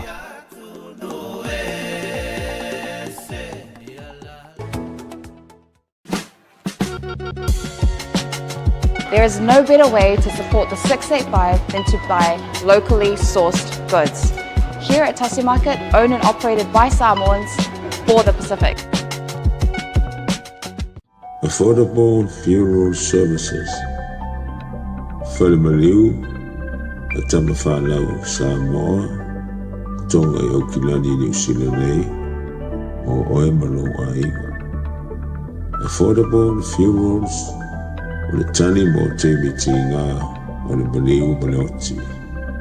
Miri mai loa, o lua tasi, valu o noiva, valu tasi o, mātou te o atu I lau maota e tala noa. A wase tau whaamama a venga, mo to e saunginga, o le pele a te oe. Whakasau tai noa, matangi a mosa, I le mōpai o lua tasi, valu o noiva, valu tasi o. Po le Facebook, Affordable Funeral Services. O le lau mua bua, pusa maliu teu wina, I mamanu Pasifika. Whapea so seata o designs. E atangi ai lo la tau soifua mātang o fie, ma le la lelei, au lelei. Afisota I loa, matangi a mosa I le olu a tasi, malu o noiva, malu tasi o. Affordable Funeral Services tautua mo oe, maainga uma I New Zealand. Taimara wati lea wato e toro minuto le jalo le July wha e le tautua wha ua le tatou Blue Wave TV ma proklame le Tautai A'e ma le tua o le tatou proklame mai ai le tā o le lima o te fia whailo atu. O le ua mawara mātou wheso o te inga ma le komiti whafoe a le mafutanga Samoa le tūlai mo Samoa e Victor Viola I a po San Bernardino a wafu fuanga fata auto oto mo le tūsanga fau e le proklame te le o le awhianga iei fo I si o mātou I tū mālo lea ia ma le talinga mālo sisi ngā fua mo le tūsanga fau ia o te whiwhia la e whailo atu wha maruru fo I le tātou wa ona o le tuai te isi o le tātou wa taimi ia ona o le sātou vavane umamai le sosia o le silafia o le mingiska fo ia awa ia lo tātou watunu ina ia malama ai o le nei vanga o le fiafio le umaua le fiso o te inga o te whiwhia whaafeiloai whaatalofa o folofa atu ia I lau fionga le Pristine lau matia mai se fo'i o le fionga le teifono ia aloi o le fo'i o te tau vaava ia tupe a whea sa o lau tau matau atu o lea e fio mai ai ma le fionga le meia o le I tū malo ia ngata fo'i lea ia o sia uo whaape le pele e fo'i le urupo o Victor Viola tau ia po o le tamamatua o le sui teifono o le whautautanga ia so alo my friend whaatalofa ma whaafelo ia tu pale mai alo tau safo lau lunga le somu le neivanga o le fiafi. Ia, poi alo lewa vea msui o le manu foi o le urai Samoa e le fiafi whaafelo pa ia maulunga le tapo inga e nā fui tu tele e New Zealand o lo Pauga iai talo watu I lo sunga a siata leo lo tui kai o lo walfa poine o le proklama me se foi lo sa se lua ia ai kun tau fi ala matu papa loa a siata tu lo le fiafi ma o moano tatu whātaia, le rofa ma le lei o le tua. Tāo tātou o rufafo mo tātou o rufale o waka au ngā renga. Tātou tau mati le te pe tua mira, pita iane, Io mai te watu le mato wa ya tu la to wa ta lo. Ia le o malu uli ale ale nei o tatou tai lagi. Ina wa to e usia o te malawa. Ia o ye te no na ale lei pro na lo vai o tu te poa. Ia masi o mato bolo. Malo whaftai te le laua whaututanga soalo. Ia po lau fionga i le suite te whono le tātou mawhtanga. Ia o le lofa o le tua ua fua me tangi ai ono tātou maua le nei lao tā ua. Wawa ai atu fo isuru o le tino o lo o popula mātango fie ave whaivalu o le la. Ia wale soifua lau le lei o le tātou mawhtanga. O le a tātou o loa. Whaafeiro ai atu fo'i i le afionga i le mayor. Great to see you once again. Mayor of our beautiful state or area there at Atlanta. That's how I call it. I still remember that from the last time. But yes, thank you very much. It's great to see you on the show. Tatou amata mai ia lafo atu. Lau sunga le prestene, lau matia. Ai mai se fo'i o le tatou mawhtanga. Se i sauno mai. Amata mai le tatou talanoanga. Ai mai se fo'i o le toe fo tuai mai ai. O le mafutanga fou le nei, ua whaingoina o le tūlai Samoa. Pātaia siat, leanga o so mai le whaalapa i na kako keila whakalang. E le iu mātu te mātu tala i nei a mea malape o le mātou, tūlanga hoi o le mātou teni ngō kua o wāna pātaruanga. Leanga e whaia tai tau o mātou wafe pai o le atunu. Manatu leo le pai a pāwa, tiwa o loa. Paia maulungo Samoa a matamai le ma. Ala senga paia. Pai malo. O paia wana tama maika. Ai go tubu, ai go ene, ai go papa, ai go te pai pa. E pui kamu fu malu le trai maulunga wa. Tu mua mapule tu au ma na tewa. Ai go tai per va o forti. Ia le whakaro pota e ngai atua. Wa safari wa mtu wa inga mtu wa inga mano. Wa lu tatu malo pa oi pa ia fa pur pa tuila. Ia pa ia mo le na wa tua ma vai tua fo mai tu. Tua ma la tawa ai le tai mo le va o forti. Ia ai tai na le foi pa ia. Ole no fo tua. I le telai o maurunga i matua i ai teinare fo i le paia maurunga i le nofo maupu i le paia mame a wanu lefi palsau pare mamena paia i o le palsau paia fo i manua tane a wa le ampio i ali o patui ma le a wa o toto paia nai le la au na mtasi i ai teinare fo i paia mani i ai teinare manua tane te tonu tau e le whakaroi poi pa ia maurunga. O le ai tau malele, ia mai se foi, o le taawe whaklaki o tama whanau le atunu. Pea lama se mea lo ai, ia manatu an tau, pea lo tau te kua, ia wale, ma manu le tatu atunu o lo tari mai maota, o lawa matupua malawai. Ia mai ia patine tau sala pa ia le lea pia, wa matua le tūle. Pero na langa ina e tātou tupo le tuno. E le te whataina la tua e amele whataina ka ngā le tua. Mā tō ke whātu lua tuai pa ia maurunga. O le nopa whawhengaina pe oi o Talalelei. O le au talaina, mā tō o lo. Whandena ona, na tau le pōpule au wāni matui o Samoa. Ia e teinane foi. Uranga pe o le iai. Nei foi vai taua o ala tama whanau o la tei ngā manu i tā lunga teo nei ai. O le lato ti mai o le lato tai i a roha penanga na manu le siai.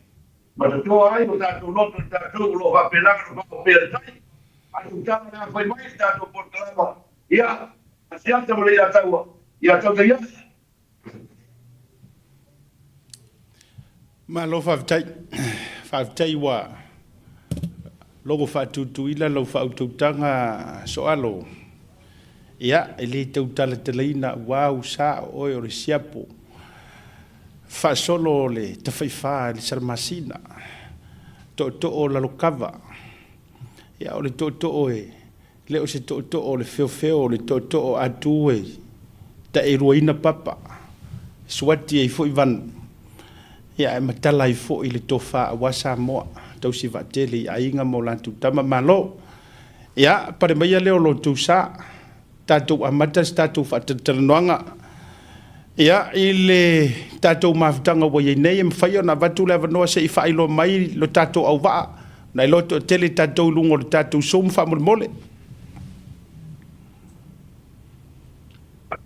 malole той формал на не mai ko sa se rua certa wa pe foi la suma ni ya tawa ye manaku le to yo sa ma ku fam talango le wa mai ona pa ta lo fa ya le to fa ya so alu ye po le suma ko le chuta tai fono le tulai mo Samoa ya o se veo na to tanta mai ya mo to tele le ma tu sa fa e lava le motu le pā o si la fia foi ia ulanga tofi foi mai la tau foi e te tono si o tātou komiti ia e le whaalang no atu foi ia o le fua tātou whaatasi ma le e sunga le tātou mea o ia foi o representinga ia le sini foi a ala nanto ia o la tau foi leo lo lango malosi le tātou wha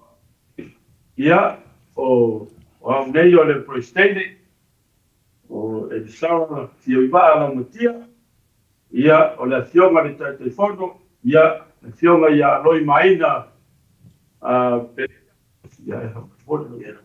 ia o le suita tatou ia le to fai a soaru o le tatou fai lautusi ia o Christi a fala au ia o le tātou te woloa i po te tupe i o le sunga ia whātino putuaina. Ia o le taitai komiti o tāronga ia o le tō whai a whautea, whai ngā vai, ia ma whai aua kolose, ia ma pewhoi ia le welu le ausa, ia o le taitai komiti o entertainment, ia o le whantua ia o kesa tuaina, ia o le nga tau foi o vaia ia tātou vendors ia ma pātontonu ina foi ia tātou whanwe moe ia o si o mātou ainga ia kuini lau matia ia whawhe foi ia le whantua le mea ia charity raiders ia o ia foi leo o le tātou media ia ma le tātou komiti atoa leo no lango ina tātou wha moe. Ia e whaaftaimura mātou a wanoa siata, le ai lesi whai vaenga le lei ia le whailoa. Ia wā mo tu whesiri le mamano le atu nuu mai nātou whoi o lātou whiri loa ko le ane le mafuanga whoi ma le o nisi tūlanga o le ame to eo a iai.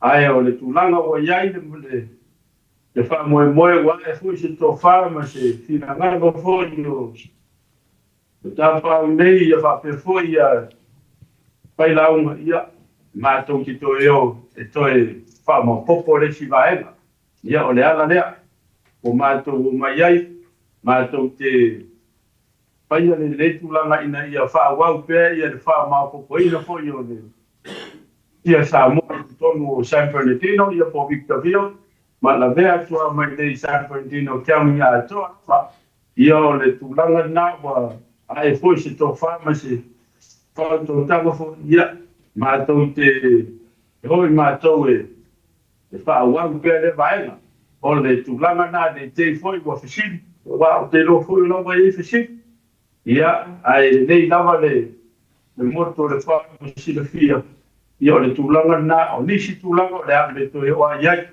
ua whanango ma wā fwoi pe patia fwoi watu ia alu nā vaenga ia ma lātou ia fuafuanga ia a o le ia o le ala lea o mātou awhisi o mai ai fwoi ia tapau nei ma whai launga ia mai mātou nei whapea fwoi ia le lango sua siri ala langi ia o le ala lea o mātou pātau nui nai nei whamoe moe ia a le whamoe moe ia o le tūlai ia mo Samoa e whai e tātou fua I tau sa lau mana.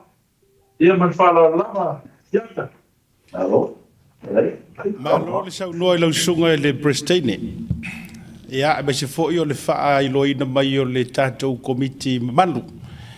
O le fo mai tau atu. Ia, sa tātou nuti me whaatasi le lātou sanga. O le ato uma mai lava ia le totele o fo i le fionga i le meia. Masio le fritua. Ia, i le tātou mafutanga no winga na ona toe suia o le ingoa. Ia, ai o le tūlanga lava e tasi ma le manulauti lava e tasi. Ina ia faia sesi matala langa le lei awari tautuaina o le atunu. E mawhai ona sauno mai lau fionga le Prestene i le wha moe moe ngā atoa ma le alo atu o wā ia wha moe moe mo le tausanga fau. Ai mai se fo i o le tūlanga o Samoa i lo tātou stete nei o ale tātou pitonu i San Bernardino ia Victor Viol ma tūlanga i tāpenanga. A o lea fo i se sangi atu ale tātou watunu mai le taimi mua sa tātou wha tuina i le sisi ngā fua i nā se i o mai le toe tāpena i mo le tausanga fau. Pata yatu a siata. Pawala si vana e whamaru watuai o lau suma whoi a po lau tō whai mai malai o ele o resi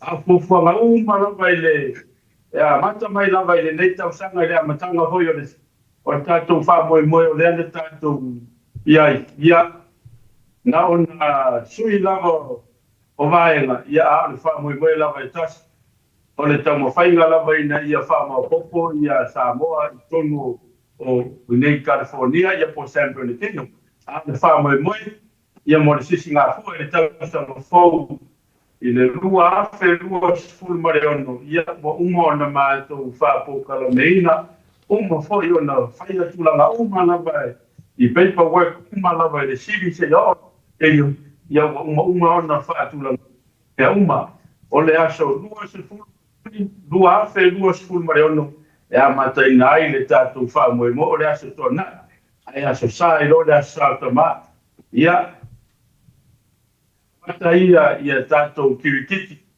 ia awa le tātou whaanga tamale o kirikiti ia le tūpawali ia mata maita o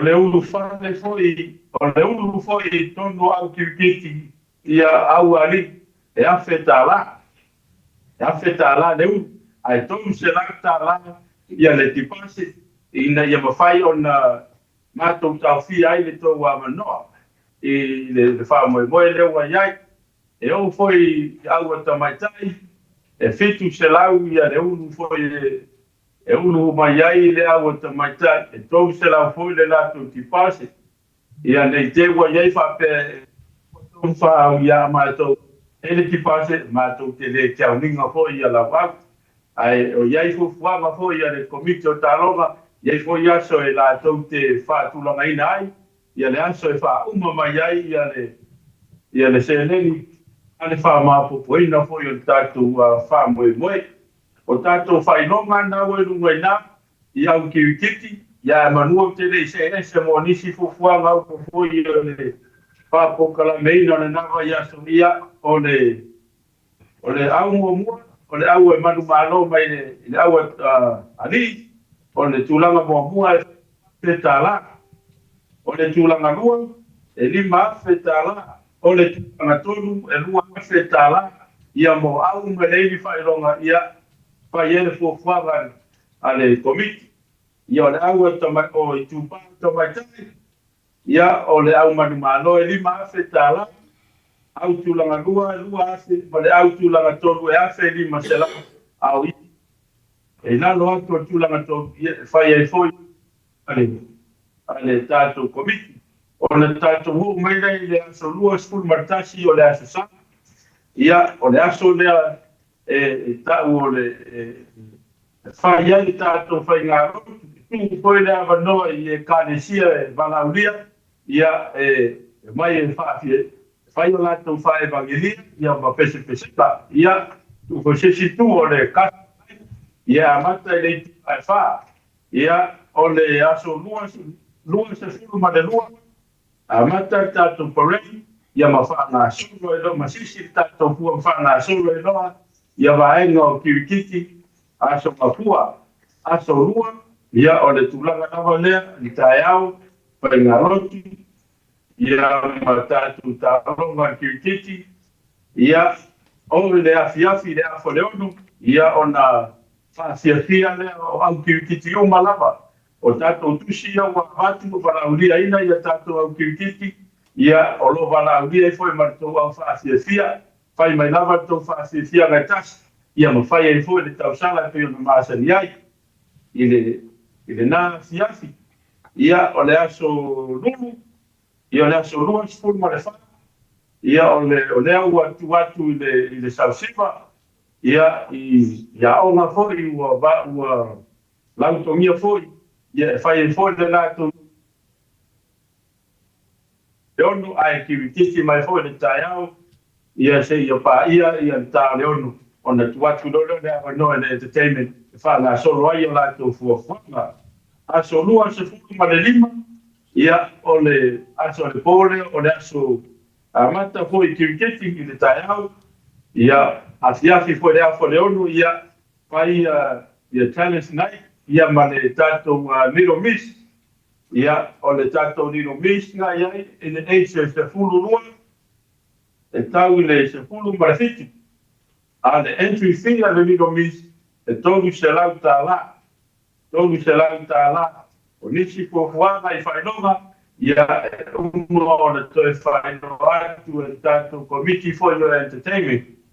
Ia o le aso lua se fulu ma le o le Miss Catering ia o le tausanga, e se fulu ma le fitu anga i le lua se fulu ma le tasi, ia ai lima se lau tā la le entry fee, lima se lau tā la le entry fee, aso lua se fulu ma le fitu, ia o e kalesia o le a whaafiafia foi le nātai au, ia mawhai e loa le tātou ngā tūni, ia e tamo whai e whamaea tātou whamoemoe le tāra se fulu ma le lua, a maea loa, ia o le aso ale na e whai e loa ma le tātou konsek tele lea, ia o lo tamo whai foi ia le vaenga lea, a le tātou ngafa mo le tātou konseki lea, ia tamo whai ia au maia ia le anga se tātou atunu le sunga ia just tātofi, ia wā tātou whamoemoe, ia e free lau sakutonu, a e fast food tā la le paki, ia e fast food tā la pawanga le tupe te tongia le nasa atoa, fast food tā la le pawanga le ase fast food tā la au aso umalawa e food tā la lava tātou pakanga, a o loa whina mai te tonu o tātou nofuanga, e saua o te tonu e free e leise me te tongia, au le aso tonai, e fast food tā la tau o le tātou pakanga, ai iafi ia le sunga ia just tātofi, ia ma le tātou tanga tatau, ia e whaia le tātou le tanga tatau, ia po le maro whiwhoi, ia moi lātou umalova e fia la e le tātou atunu, le manu ma le sorai miki se tulau, ia so tai mai ia le numero isa ni ngasi, tonu whawhitu o hongo o lima, ia po le sunga fo ia se waku, Iva o lima o ngorua, Iva lima vanuo, ia o numero na e lua e whanua, Iva lima vanulua, ia whamarulua, ia o numero na e lua e whamsotai manyai, pe a whai ia e te manao e tātou la e a se tātou watunu, ia o le fuafuanga umana, o nisi le o vaenga, a whai e whauru lau, ia la kirikiti, ia e le nei lava le tuwatu le tai pito talunga, ia e kikoro sapa iai, ina ia matu i foi ia whamana malamaala, ia mawaenga umana vai huinga i tulafono, ia ma le tarsanga vai o tātou au kirikiti umana o le awana ulia, ia mai la tofu e la afia mai matala mai au wha mole ole se mātou tarsanga, wā lava mātou tulafono rā tu dātu le mātou komiti o tālonga, ia mātou te langona lava,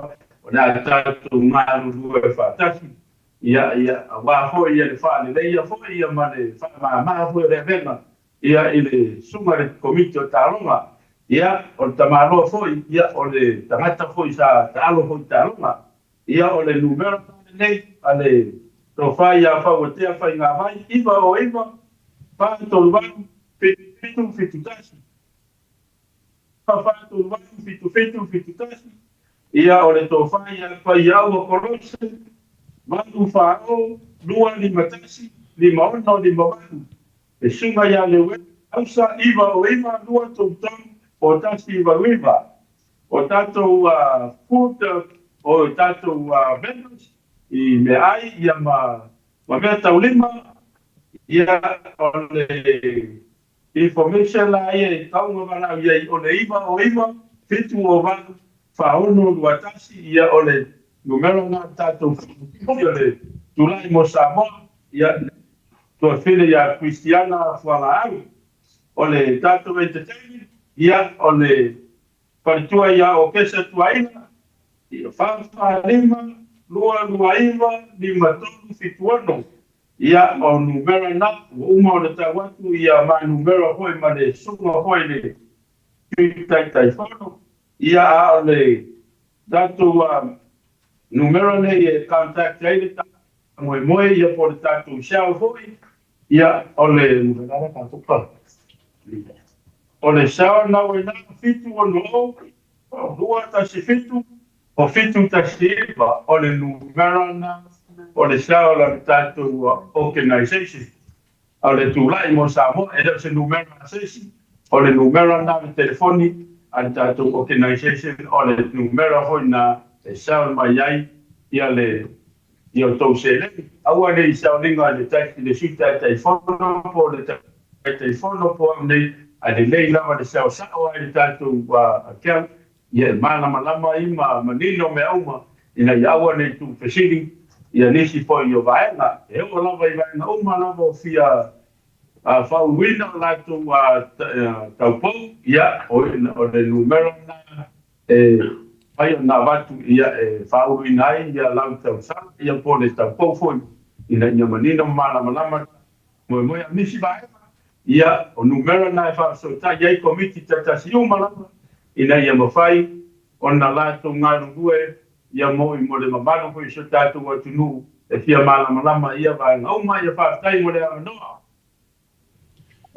malo fa tai sau no le sunga le prestine o le te lo manino atoa le forsanga o no le tulanga fo ile o te va vai tu ai le to set up e le taimire nei a tau mamao le tangata ma le speaker te le lopo whaonga le e unua ma le mic e koe whemo e tau mou le leo i le whaafonga mai a le atunu le foi la na o le a tūlanga fo le awa ia i o le to te le na sa whai mai tua au te lo le a whai i lo whafonga ma le whaamaninoga o le tele al whaafsili lo te tau whaafsili atuai te wang nau I ma se si fasili le sunga le atua.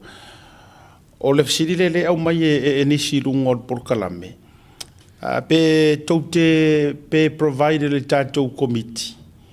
Ni nai fale ie mo au fo ie malanga mai fafo atu o le tau atunu. Ia ele na male la ina ele mwhaino atu ma vatun fale ie ma tūlang whapena. Ia ai pe mo se so ninga fo ile le ni fale ie mapu ai pe ila mato au mai New Zealand ia au fo ie fafo atu o to mai Hawaii manisi o tunu fa pena o le fafsili na le vatu de temi ia ma ro pa te ia o vai no mana o le ta uni fo ia le tato komiti ta Roma ia o ta pena fo ia wa fo le sio mai na to wa sio mai lava matala mai ia o samia uma lava komiti ia fare ia fo ia wa fo ia au tatas ina ia awale ia se tu lava fo le mai fa la se tu lava ia o lo ta pena uma ia wa fo fo uma lava ia o tātou whamoemoe. O lo supply umalama ia wharie, ia mafuafuanga umalama. Malofa Ia ko le whaparia, e tā wangan blessing. Le sua o le ko le blessing o le kaimi o le whaulu o le au le koe mau le wha.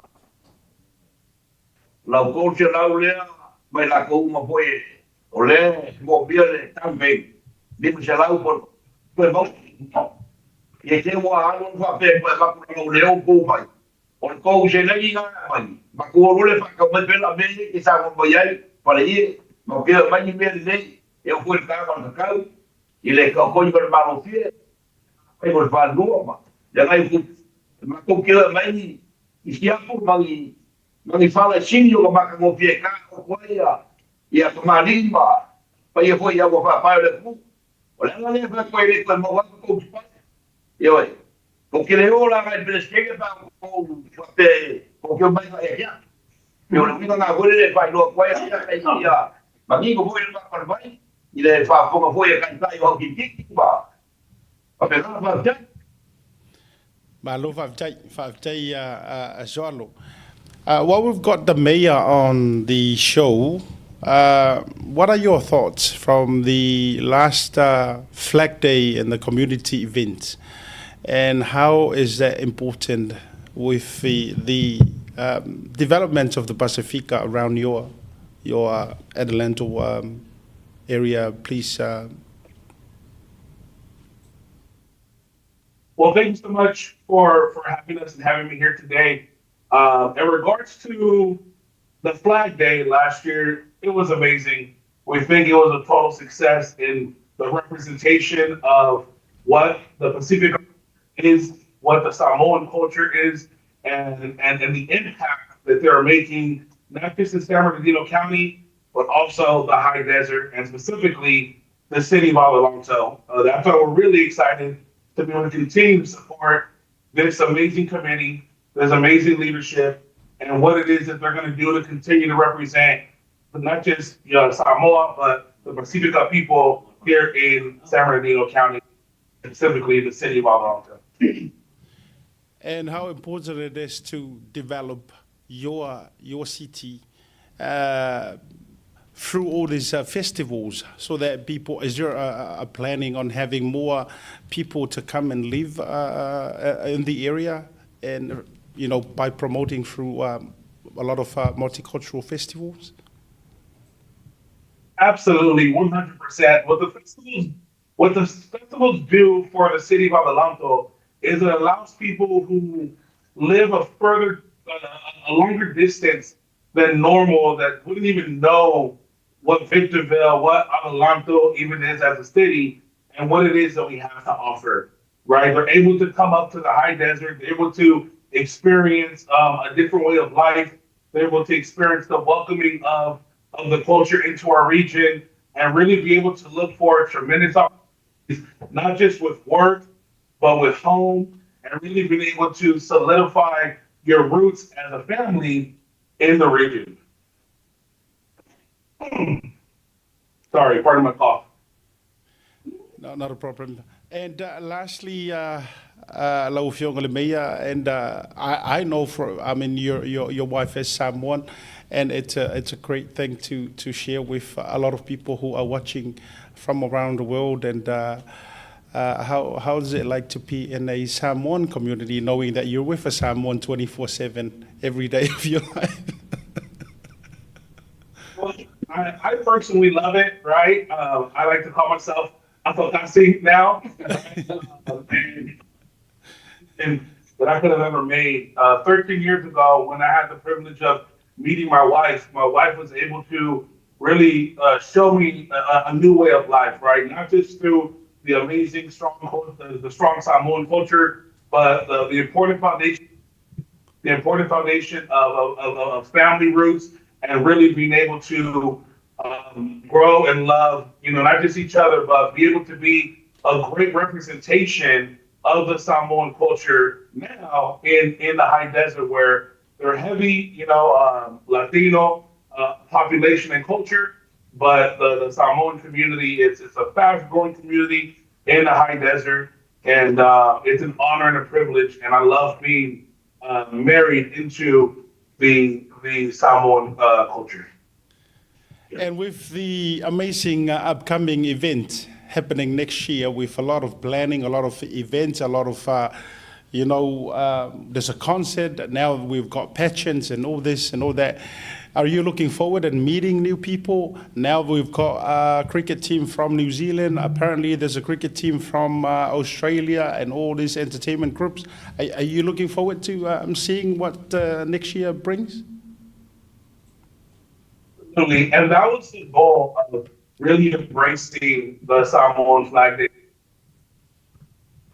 Because being a foundation, there has to be a group of people who are united and being able to be honest, being able to be transparent and everything that it is that they do, and really bringing awareness to the Samoan culture and bringing awareness to the Samoan community in Talalelei. So with cricket, with the pageant, with South Siva, and everything that Flag Day represents now, we're really excited for where it is that it's going to go in the next 5, 10, 15 years from now, where we'll be able to have this be the permanent home for years and years to come.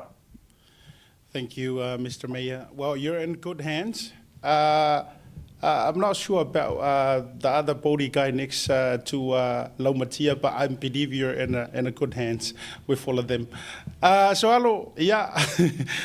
Lafo atu le ilau tō whamale sunga le prestene, ia inisio vae ngai fia whaailoa. Wa le telefonu tātou teimi. Ia pe iaini aso whaangata o tātou le stala, ma vaenga ia sa tau saunoina ai o le afuise masina o fuafua e whaangata iloa, ia au ta alo me tūlanga whapena, ma tau alunga mai eil tātou whaatanoanga le fiafi. Whakaya kuile. O le pai ka wako o le ki kau ka peka mai mo umanga e me kupu ya te sema. Uma ngō mako lau li winga ia ma kalakala hoi, sa hoi ma kumanga te ka kupu. Mai o le mau malama le lei o le meia. O kani ai o le aso suko o le masiko te sema. O le parelea a le stinging gene. Leo le Hawaii le kere community SS. O le kaulunga le parelea. E uma o ngā whainoa lea pa whoku marasau i kau o le sua e mea. O le swapa mkai o mako pidi. O mako le mea o swapa mkai. Mai wa i oinga hoi. O le akupurunga mea le suko. O te sema. I le afiafi te amai a uma po whama le parei. Leo le a whawhok. Se o i wani e mai pōi sa o kau. Ia o le swapa o mako au kasi ai o la A'e leia. Samoa rua. Samoa rua. Malama le lei, ka mako whamala le mai ei le winga no atua. O ronga le lei, mo ronga ropa. O le ngaka ia Samoa sai. Ia whapea poi Samoa sip. Samoa rua ia. O le ana whae no mtua whamakai langa suko. Ia langa mamao le ei malo usu e mai ngā. La walama mako e whaia whahoku mane. Sino whani o suwa e ile meia le aku na te fuko e sepa. Sini e peo la iaia. Ase whakakai. Ia, o leo la sa wakuru bleskegi. E iai whakakai e whaurunga. Ia mane koe kari ai ni se koe murupuri vai. Leo la sa wakuru bleskegi. Ia, Tautai mole, no. Ia, o aso ia leo le masino Februari. Ia, o le a whaangata mai a fuanga umarava i le whauluina fo i o au tiwikiti. Unga o le tuatu leo le aso. A o Februari le masina i o mātou tala no ai i e whaangata mai ia vaenga. A o le peo le saunoa tfoi a le suma e hoi aso alo ia o lau ti pase. A whai e tene koke le malanga mai ia e le toi maua. Le nei lama le malama lama. Ai o le tūlanga na ia. A whai fui e o atu lasa le whaangata ai. E whai tō fuafuanga. Ia e lei ama se meo iai. Ai mātou te lei te auninga o e a whai e o mai lau ki pase. Ia ma le aso ma le atoanga fui o le o le au foi fai malanga mai au malava pe le spinatu ma to te tatalo atu ma le ngango le loto mawalano ia o to talia ma le fia sa ma tu fatala ulatu le mamalu so tato watu nu le ye lo ia ma to se ato to ta longa ona ia te o to le ato to va longa a fai tato te ngano do fatasi mo to talia foi ia le matou tusi ma le fole balaua tu foi le nei komiti o alava fufuanga o tono tusi o fufuanga lava na tatou te aluai ai mo le lesi lava no fa mo le mole lava siata ia le nei le sefe ne o le aso le tatou wa fundraising ia por tatou sua nga sele e tasi lava le tatou sua nga sele pa komiti ele o sua sele na sia le aso le fai ele tatou sua ngā se le o le aso lua sepulu ma le tasi o mati o sanga fau lua sepulu ma le ono ia o i Victor Valley College o i nā o lo iai le hapolo le a fai ai le tatou wha moe lea i le aso lua sepulu ma le tasi o mati i le tau sanga fau o le a fai ai le tatou fundraising si lama le tatou fundraising e pei ana uma na mali ia iai le komiti ia paule le fundraising ia awa le tatou whaamoe ia matu ia iai le tatou whaatuatua ia tatou te mawhaia uma o na whaia vaenga uma lava i le tatou fundraising le tasa ia ma au fui tatou te popole tatou whaatuatua i le ri ia awa lava le tatou whaamoe ia ai o nisi ano ia o lo tele lava tatou tei ia mawhai lava te sina mai lava nunga tatou pokalave ia wa o lau sunga lava le tono tatou komiti ia o tatou komiti ia ngafa foi ma Tautai A'e ga tu wafi mai matara mai au i tatou whaamoe moe ia o nei tu la whaftai tele lava asialta mona matou wa manoa ai le tuinatu na no muri le sunga foi a soalu ia fa uma toise matu fantalana ia e molia tu le ngama fa stai tele lava i la to fa vai malai ia tu sai foi malo lango na sua i le nei lava fa moi ia le ngato foi leo fa tuanga ia wa lava le pa no lu mo tatu fa moi ia o pisia komiti ia wala to le vai no venisi tu laga le fa ta mane la kit ia ai o lato la mona lava le lato fatu o la mona lava le lato fatu tu ai na ho yo ia wale tai no nei fa mo ia fa tai foi o so le ia le me la moina ma lo se le nei fa mo o le ala le o le ano sia foi le matu komiti e o la moina ma lo se le sigia la nato ia le tato fa mo ia whaftai tele lava molo matou wa manoa siata ai alofa atu i lau tō whaen vai malai ia whapea foi e tausi ma le whaena olo whaat foi e a taua e tai whenai foi mane le sunga ia le ia taua ia le ngata foi lea le sunga ia whimaono lo whaati ia whimaono au e te lua sona whai ia whimaono ai manuia lava le ia fia ia fiaka o leo na seu kumako tai tumua Kai. ai el comunicado que a europea va bien o le danga el comunicado kai o abo fa peguei o abo fa algo ele au paua le amo a fa mo inga el cocoyae e a van coche for saca magingo o se fa Pauga mas mai moa a Samoa o Samoa ga lua ia mai se ai ka manele i le prape fa quanti o tapo muy so amigo le da la o molia por fa malo mal fa kai i la lua sa se lua ia me le foi ni pure ia ma mando le visa pasa lau ia puxa ma le mo le mo pu no mai o le mai ko ko guardo a le la rima de hoy ia o vai a sua ko an ka ko pu fa mo le aso mo le causa la luz e ele ia ka coxa akoa la luka ko fa moi le kua o i le fai machine la va pegando que inga le soi fu breula ia ka ko velo ia e o pulgato o lo foi Inga ia awa ngai a me sei ia ka ko trelo ai. Al me ngai ka sia sia ka le fai o ngaro. O le mako fa ngi a ku le singa nga singa se le pio per pa mia. O pio per la u le mai ko fai o le mai o nei. Ia mai maua. La mako ka ka ko a. Ia le kioma. Ma le ala ka ko ka ia. Ia mako ke fa ngi a. Lo fa ka singa. Dan ko mo le ka ni mau ko ai le mai tu kia. Ai nga lua per fa ko. Ka poina wan pan di per sa se. Mas klein ku ai apa o. Se mai. La la ko la fa ko o ko. Wale. Le fio sa fa mai le sa pescada. Pan fa sa boa. Ole. Ai foi a wa al ku ma ko. Kalena ya la mea. Rai kan mau mai a wale pioni. Sa fa mai le sa fa po giu man fa sa kalena ku la fa. Ya la mea o io le di ero ku. La coach va che la ku po le ku mo ko pinamo. Ya el macho le go ai na sa po. O po sa. La ai na la ka po mai. Ya walo fa o pe kai. I lo va se ka pa ka. La pusio ko pa per pole. La ma ka.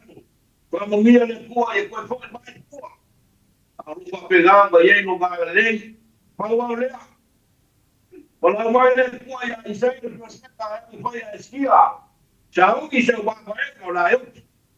La poi sai ma la va a schia. Quando le cua ciao chi se va a io vai non la io. Io le va a schia ma lo capo. Quando le cua va per bore. O que leo para que ninguém e ia me dia para fora leo uma com papel depois foi e sai com por aí na coa e sai na coa que é esquia na coa na esquia de para usar o mato com carro foi na como que faz com o que o que já bibi mas eu para como ia com o leo mako mai puasa ko fo la ko fo china dai le jo pipi le fai ba pa tena ba leo mako kasi le so mako la le mako ko awa ke fai ka ko malo ia manguia mo china na sila pa pegar fora tinga ia fa pegar o família lo kasi ia vai ser foi por la una lo so lo le fa lo diga Monga foi de paro. Olha a filma dele para dia. Chama do carro e a daqui do carro. E a carro. E pensa a foi de boa. Como que foi lá lei. Mulai mais no mundo vai balolo. Vamos ir lá de boa. E a pegar foi a chegamba. Chua ali a caua e a boa só no final da poeira da corpo. A vai eu pega fai lagi melgar mulher lo fa pegar com a mulher ya e vai jogar com o que por mais dangi mate le fioco o Samoa no família de bacai o tá com o lá da calcua para não ganhar para jogar e a mão pega no cofá e a mão vai com pai por dele vamos não vai com a lei lá no vai de para e a mão comigo da manco e ela não usa o fama não pode para tocar e a mão vem para aquele guarda tudo na sua alô ufa o pai ninguém vai do e o cerebro só para e a família é por meio de confaka e o povo do boi e a foi liga de pua para Catuana está o mau pega com a de negro está topando lá e foi boa foi muito Samoa. Alo, afkai lau whaukaukaga so alo. O le ai te sau noa pe ke whikalei au vai aku e peanga umo moe mai pai aua ma pesa patua ina. O le ai te tau whetalai a leo ke kau meri aku e whawhangu aku ngai ko inga ngai wa kau moe mai kua. Ia ai ui o lea. E lea whaina. Whawhitai whai o leo wai e sau whaino mai o e na e HRPP. Whawhitai o leo mana ia lo lanu o lo oftino le ua whai mai. ia ona o le la utala no atu fa komiti le tatou komiti no utala no mo atu no utala no fa sala lau ale la fa si fo atu sa utala utala no atu fa fo tu o tatou komiti tasi le atu lafono na fa vai isi o tatou komiti fa pupu o tatou launga pe tatou to fai launga tasi na ko tatou tulafono fa aulo wa over leo minute ana o se fonga fetalai wa leva na fa sala ve wa uma wa over minute lona lua ele se no foi fai pe o le se e le talanga na ator tatou komiti lono winga ta ofia to nofo se yo le tau sanga fo se yo umar pisi o tatou wa kirisimasi lona tolu o le asu atu le atawa o le atawa la tu fa pa ia le nofo ma fa pa ia ma o e ke a e kokong e failo wa e kongor komiki ia sirafia le to tele e fai mo lo o tonor komiti ia fa tai le fa utanga e le so na talafua ai fa tai o lo malu fa ma lo ni o lo malu prestene malu ma le meia malu ma le tatou komiti wala fa utanga o masani fo ia tatou tala o mili ala fa o pute fanua ma ftanga ai malo fa yo le faiva le anga mo mia le sila o Samoa ai mai se o to tino i matutua tu lo lava o leva no to no pia ia tunu o ia o to mala le leia i tulanga e tau ava me ai tatou community na fo i tulangi o lo to afio ai o le faftainga o le loto ma le siri anga o le mafau o le o fusi le fau o malo moni lau saunoanga e se ava e nga tatou titalitonu le faporokiki ai atu lo le malo e o tau tatou o mai fatasi o tatou o le atunu whaavitai foi o leo o tō pule whamonianga a wale sunga le por fionga le pārmia ia e le tau mate o lo mai mo mai si taimi o le nei por kalame ia o le fo ua ia maua ia whamonianga mai le tō o lo tau tū malo o le mātou foi te talo ma le sunga le lei ataua ia awane i ngapele whautanga e pora pui pui ai le nai tū o ma le tatou communities o le au te vai atu e tustusi mai nisi o tangata wha mai o te fesili atu le lua ai o tatou sisi ngā fua i nā. Ai o le alea vai na lea. Tele nisi aso tau te tala noa ai. Ai mo le whaafonga maua mai ali tatou watunu i nā i Victor Viol ma lalulangi atoa. O le tatou sisi ngā fua le whai tatou stadium. Foi le masani na whai ali tau sanga fau. O te leo ilo la po fesisi ai nisi fua. Ai o le tatou sisi ngā fua lava lea. Tau te au whangatasi umai ai. Le fo o tau o sirisila atu. O la se e mai mafio mai ai le fionga le meia. Ia o le e au mai ele whaatanganga o mea umalava me whain tatou whaongai na ia me se fōle tatou facilities le na tatou tau mawai le fiafi e le umai whai aso le tua e mofo si tatou lau lau ai mai a maua ma le atau alofa te le atu le tatou community ma le maftanga soifua mai a manuia ma le fiafi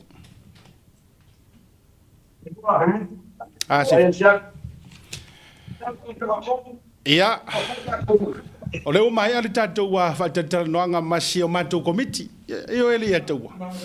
Ma popo ko kele mai. Ko kele mai o le backing o le o whailonga ia komiki ma popo. A tonu lava. O le mai whakasi. Io e. Kakaro whakasi. A mai malako meia. Se lau paseng. Ai le lei o meia wa e whaero ia kei whika koko ia. Ai tu e whaia var meia ten Samoa. Ten Samoa. Ko ia aku peka wa mi fa Samoa. Ia mi fa Samoa. Pa warka kale la kau ko hoki e fikar meia. O ka vai aku o le or ka ko ingo soalo. O ka ko hoki. E ka o le ako e hoki a fikar meia. Io ai fa fetai. Ia te au tolo pulo o fia lava. O fia lava ile tulau ke ka uso a le to ina matua fo. Ia o tangata nei e mo mia e oifo i maftanga nei. Tu fatasi. Wailonga la tu tua. Wailonga ia ngā ruenga leila tu te whaia matulanga uma. Ia whaaftea tu a matele i ole malolonga. Ma whaasifo ai. Ma te fo i malolonga. Ia ona ma whaasifo mai la ia lea. O le tatou whaatana noanga whaiu. O le a whaatau teia e le fionga le whaalolonga ia nai. Ia ma le tau sala ia hana. O le whaatau teinga lea. O le tatou whaatala noanga. Manai e tatou le action team a manurewa. Ai matere i ola le whaatala noanga. Whamore misa se e mai runga le tatou aso whanau. Whamore mole lava. O le o whamorianga o le aso soifua o le atonga o le 5 tau sanga. O le Tamaitai ia mata Celestina Dupuola ia pola fionga ia pafuti.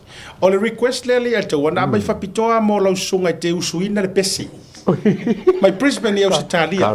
Io e. Ia waka renga le ngaro leo kai mingi. Ia o leu fa o grava fa mai asiata lau mai o ai usu mai le ata o pese fa mole. Ia se ilo.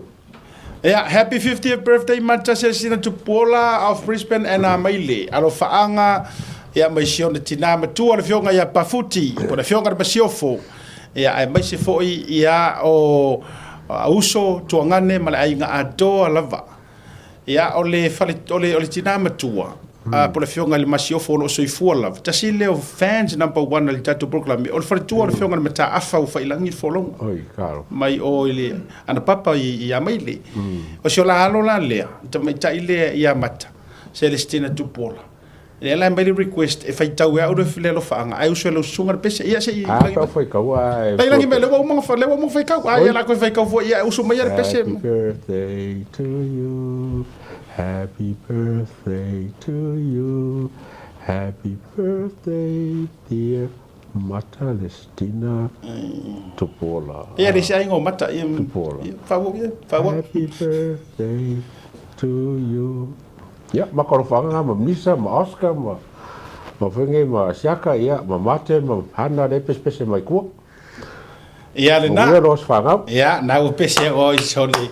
Ah, Paulas ka mai ka ia ri wa pese ra ka mo ka fada ia fa te. E kau kalpe. E kau ka nga fa di se ringi met pese ko a ka fada. O le sia so soifua. O le se bengon ngor ka sfanga o le misa. O le tasi tau so so me ka ko sanga kai kasi so kasi mai ale aso coffee kasi da so falai ai aso lulu aso tofi ro kasi male ia o le salamo e fia será autor viva a rona fai u po su marfa sorry por cuspo ia ko magaya will praise thee Lord will praise thee for I am fearfully and wonderfully made. Marvelous are thy works, and that my soul knoweth right well. Viviane o ma waloto ile tua, ona oi. Na te talo mo se tamaititi mo tau sanga i tele, ai foa i mai oe ele tua i se au wala whaapitoa. Ma ua moni ai le tala, o le tua o le alofa lavaia. O lona alofa ua ia foa i ai, na ia foa i lava le mbea sirisiri. O le fia ma le oli e puna pea ia so uma. E mo moli mai e o fōlinga tau safia. Whamari atu, lou rua i tau sanga i le so. Princess, pa ia Maris Safune Saumani. Ia, o le aso, actually o le aso taiao, e o ne lista tu puklami le aso taiao e le faina. Aso valu, masino November lua felua sumrefa na au mai ai oe ele tua. O le olofaanga mai ia papa dono mali saumani lilo maiava manana seulata lilo maiava o lo te talo a ele au noa mo oe.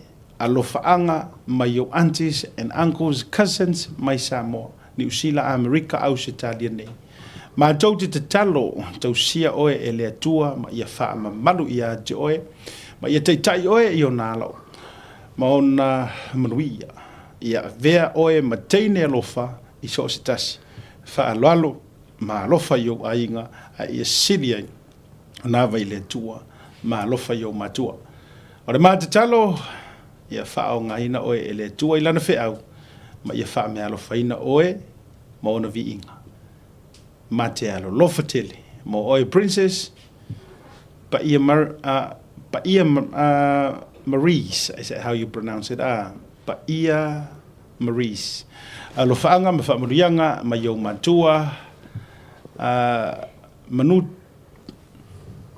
is it manutu ila safune saumani matipeta Agnes Andrew saumani Maria tele lo wa ito sanga ile so. Ya, whapopo toi ma whamurianga mo le tasi le tau sanga pa ia Maurice, Safune, Saumani. Happy birthday. On me te lelo wasa soifua i lea. So, ia, ma le si tātou waso whanau o le atoanga o le lua se furu tolu tūsanga. O le tamaita ia Hope Faye Kareta. O lo serve nei o ia. Ia i le puipuinga ma le saunga le mu. Manuia te lelo waso whanau Hope Faye Kareta. Alo whaanga mai o matua Angelina and Khalid Kareta. Ia pui pea e le atua ia te oe a o sauni atu. Mole deployment, we salute you and thank you for your service. Wow. Wakau kia whangale ko me mrekengi o haupari. Saro Amerika wala e. Ia. Amerika le soa. Ia le nā. Ia. No ia los whanau. O le alo o si tasi o tātou #1 fan so ngai Khalid e le misi foi. Ia. Ko meni ma whaamaruia mai runga programe. Ia, o tātou programe le nā i le nei vanga o le fiafi. Ai le o atu le malolonga, o na tau alunga le tātou whaataranoanga o le whatau te ia anae mahana, po le whionga fui mono. Ai mo maua, ma whatou whatou po le nei fiafi. Me le pone tātou whenua i le weekend. Tātou whenua i le tātou whamoe i le weekend le aso a tae au. Ia, ma tātou tāpua i ai whaivore toa Samoa. Kou de toa. Nā kami ko whira i kaya. Tātou whenua i whole tātou flyers a whamore mole misa. Ale na ua watu lunga. Ia ele fiafia tae au. O le tae au po le se fulu nai te tala ai le tātou whatawina o tātou merchandise ma le tātou food truck. Te tala ai le tau mawhitanga ma le JEVIK taste. Si le fia fo i melponi nai Cranburn. Ia tātou whelo iai i le tae au o le fiafi i le tā o le fitu I think po le ono. Ia o le tātou whaamoe ma le tātou fiafia. Pe kārare iwa po la fule iwa wai oa. Ia, le nā tonua. Le ana nau tu mai e lunga o na yesi vaalele fia pu e nei o maloa. Ia o se sa ono le malai vaalele. Ia ma tātou whiroa ia i mele pone. I le aso a tae o langa e kaungu e reo ngangi. Kaungu vaalele po o sa vadi sulua po. Pai sina malolonga tātou whiroa ia loa. I le aso a tae au. A whatou whatu. A le tātou o malolonga a foi mai. Ona whaau au le whaatalonoanga whaiu. E le fionga le lipu le mese foi o le tausala ia hana. Le atau. Fila i vasfo. Mungu yaro la whainga maranga ia. Tai. Te tele. Ka waku mua ka poia. Ia, ta tōtu maralonga. Foi mai. Wha oru vanga whai o le tatu. Welcome back to Blue Wave TV. Today we're joined by a team that's just come off a major victory at the recent Auckland local elections. The Action Team, representing Manurewa and Papakura. On behalf of all of us here at Blue Wave Moana, we want to say congratulations to all your success. We know that campaigns are not easy, so today we're not just going to talk about the win. We're going to talk about what's next and what it means to lead with integrity, to rebuild the trust, and to deliver real outcomes for South Auckland families. Welcome to you all. Look, thank you so much for everybody here hosting us. It's one of those moments, isn't it? Because this is a very satisfying result, but you feel the moment because there's a lot of people in the community that are watching right now. But what I'm so proud about isn't my win; it's the collective outcome for our local board and the way in which the community in one election has changed the complexion of the board to ensure that Manurewa has representation that absolutely looks like it. And I'm so proud to have played a part in that.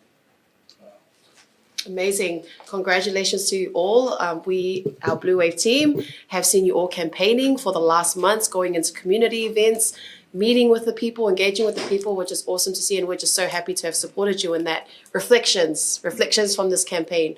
I'll go through each of you individually. What was the best thing about it? What was the worst thing about it? I'll start with you, Italia. Well, thank you for having us, Blue Wave. We're very fortunate to be on this side before elections and now after it. So thank you very much. You played a huge role in our campaign, and for that I'm very grateful. Tautai A'e, Breaking Waves, Blue Wave Productions, you were one of our champion stations who elevated and amplified our voices. To have the audience say they've never seen Se Itulau, or Pālangi, or Ingia, or Mauli on a Samoan show, that was was for me a highlight, because it shows that we can come together and to utilize these media platforms so that we can continue to elevate our voices and come together as one. And so I really enjoyed that part in the campaign, as well as being part of the team that was backing me, and the three next to me have been instrumental. Something that would be a work on, I think, is the time. I didn't really understand the time. I have 5 kids, so it's a lot personally as well, and it does take a mental capacity out of you. So to be able to continue with your prayers and uplifting it, to have God's Spirit, I'm really thankful to my husband Ty for allowing me to come out into the community to fill my bucket at home. But yeah, time away from family is precious. So very thankful to everyone who voted and for this opportunity, because it made it all worth it. So yeah, thank you for that. Malo, alengului malosi. Marshall, best thing and worst thing. Talafalava, thank you so much for having us, and you guys, especially Blue Wave, played a crucial role, especially when it comes to the Pacifica people. One thing people should remember, that we Pacifica people hold 40% of the population in Manureva. That's the huge number, and when we sit over here, we represent everyone across the board. The best thing about this campaign was, for me, was personally, coming across with so many people from different background. I come from an Indian background, but New Zealand has been my home for 15 years. So I represent everyone. And the talks I had while door knocking more than 10,000 doors across Manureva was one of the highlights. And the things they told me is the things we're going to action in the upcoming 3 years, which we will put forward to all the community, and we will make sure that we stick to those. The negative thing which I did not like about politics, which is quite normal, is the personal attack and the things we have to come across, especially when they say you can sell parks. As we made sure during the elections that no one in the local board has authority to sell parks. And, elections are there to prove yourself, not to go to your families or not to go to personal attack. New Zealand is home for so many diverse communities. You don't say to people, this is the first time I'm door knocking. Not in this campaign, but I had in my previous campaigns where people were the people in the same team used to tell me this is the first time they're door knocking with Indians. Indians has been in this country for more than 120 years. And this is the first time, thankful to the people who are sitting left, right to me and Daniel Newman, that we have the first Punjabi Indian person got elected in the Manureva local board. And the highlight was yesterday, our statutory declaration, the people came in the numbers, which actually showed not only my people, which is my community, but everyone across the board. We had people from Latter-day Saints, the church priest came in and blessed the whole team as well. So it's actually the diversity. You had people from Beautification Trust, the chair came from that as well to actually show their support. You had people from different community groups too, who were part of that. But we are quite thankful to Blue Wave and everybody who actually voted or haven't voted for us. But now it's the time for action, and you will see some action. Awesome. Phyllis, best and worst thing about this campaign? I think the best thing for me is working through the experiences that we had to work through what was, I guess, targeted to us. Unlike this one over here, we had a target of only 20 people that we could bring. He booked the whole of the Indian community. So it was awesome to see, but it was awesome to see him in his light, I think, which was another one for me, because he's worked really hard. I don't knock 10,000 doors like these two, or even near Italia. And I just give thanks to them, and also to Blue Wave again as well, for just everything in the and coming up here and giving the experience of what a diverse looks like for our community. And the worst thing I guess I take away from it is learning how to run in a team even when you have difference of opinions, and when you see a hint of I guess disloyalty, you've got to rein yourself back in. And I'm very grateful, because I had the people sitting here with me today that helped me work through that, because maybe I may not have sworn in, who knows. But those are the challenges, and they're real challenges that we walked through over the last few months. So amazing. So glad you had that support of team, an understanding team. Daniel, best and worst part of this campaign? The best part of the campaign is the opportunity every day that you're an elected member to help someone. So what I enjoy most is fixing issues and problems, and trying to make life a little bit easier for my constituents. If they need my help, even if they don't think they need my help, to do useful things for my constituents, for the people that I represent, is the best thing. And it doesn't take a campaign to do that. Every day in your life you can be useful to the lives of other people. The worst thing about this campaign was feeling like you're on this hamster wheel trying to clarify misinformation seated in a political environment where it ought to be a contest of ideas about how we help people. Instead, we have to, play whack-a-mole trying to resolve misinformation that is published, that is seeded, that is promoted. That is the worst aspect of politics, particularly when it goes after the person, because we should always, in public life and public service, be helping others and promoting good ideas. Yeah. But the campaign at times, and I don't blame us, I absolutely don't blame us. I blame our opponents, but the results speak for themselves, don't they? But we shouldn't have a campaign which is based on personal attacks, misinformation, and character assassination. But as I said, the numbers speak for themselves. Yes. Yeah, I'd love to play that whack-a-mole game. Not today. Awesome. I love you guys. Well, while we're on the same kind of topic, I just wanted to address that. I heard that things got heated. It's also been backed up with one of your members. If you can just tell us, what lines were crossed, and does that kind of campaigning have a place in politics today? You can't, local boards can't sell reserves, and people who publish information that suggests otherwise, in my view, have crossed a line. There is no plan to put a great big bridge from Weymouth to Karaka. There is no government policy statement on land transport or regional land transport plan that will see a bridge going from Weymouth to Karaka. That is a declared position.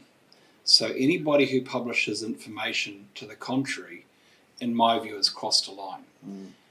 We have to have a campaign, and we have to have debates in our community that have an evidential basis.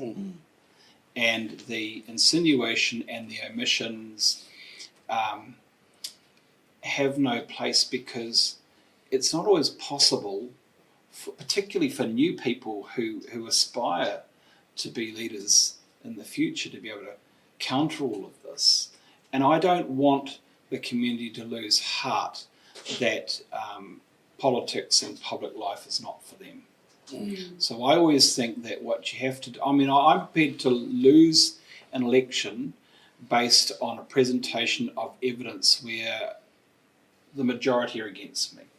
But what I'm not prepared to do is get into a campaign and have debates based on incorrect information that only serve to leave people feeling disheartened and which suppress turnout and which make people turn away from politics, because that's the wrong approach. We didn't embark on that wrong approach, but we were the targets of others who, in my view, did so. Yep, so there's also been a lot of talk about representation, and just recently we've had someone from the Manurewa local board who didn't really give Pacific people a good name for his actions that he took. What are you going to make sure, your whole team, to ensure that this kind of thing doesn't happen again? Well, I'm not a member of the board, so I'm going to firstly commend the board members and secondly affirm to the community that we stood on a platform of energy and determination to help people and to achieve certain outcomes. And I believe that we can set a really good standard. We haven't been the facilitators of previous people getting elected, but I'm very proud of our team, very proud of Phyllis, very proud of Marshall, who are here today, and very proud of Idalia. I think that sets a good standard for where we can go to.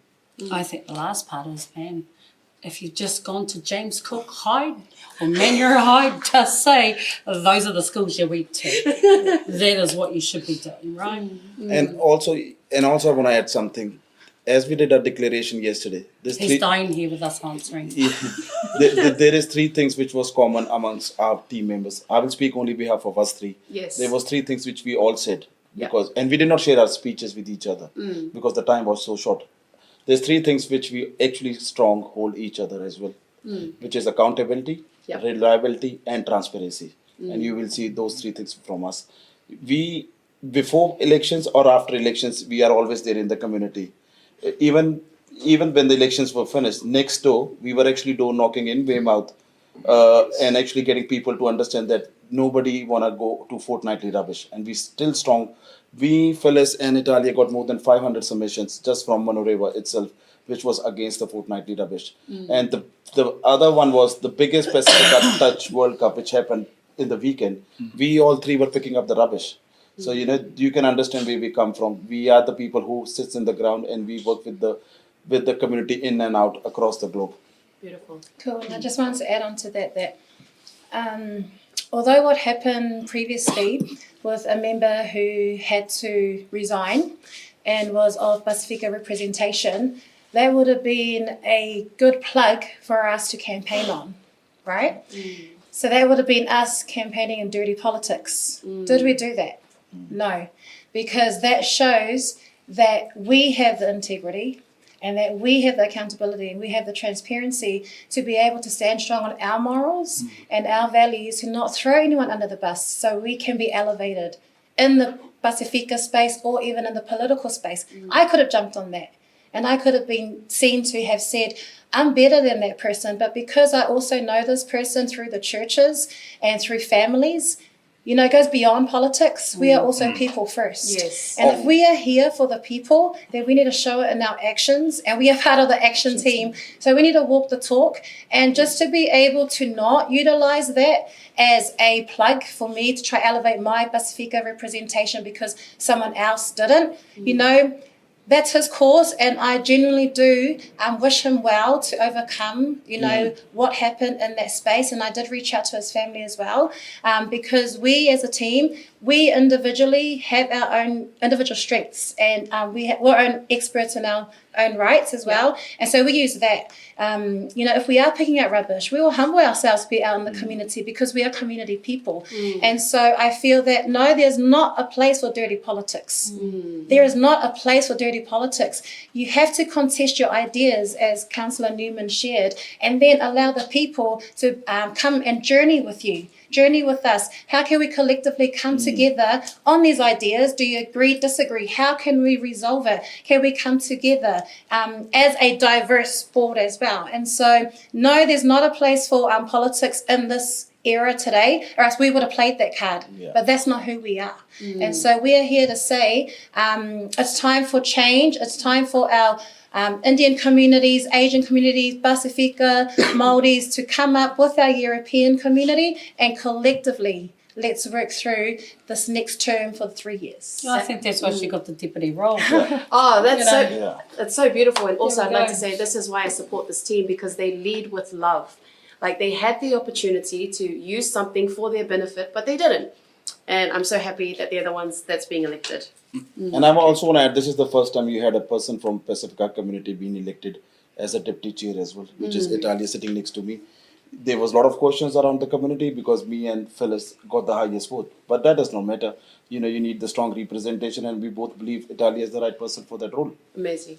But I think Italia touched on that really well. You know, everybody has different skill sets. And when we talk about succession plans and what that looks like, we want our young ones to come through, and she sits on that panel.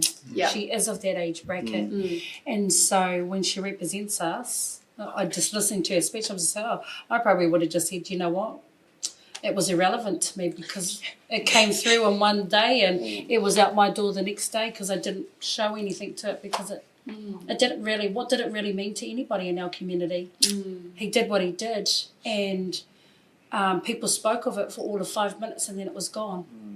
You know, but like Italia said, do we gain on that? No, we didn't, but we spent a lot of time of defending ourselves and misuse of information. So that's where frustrations came from. Yeah.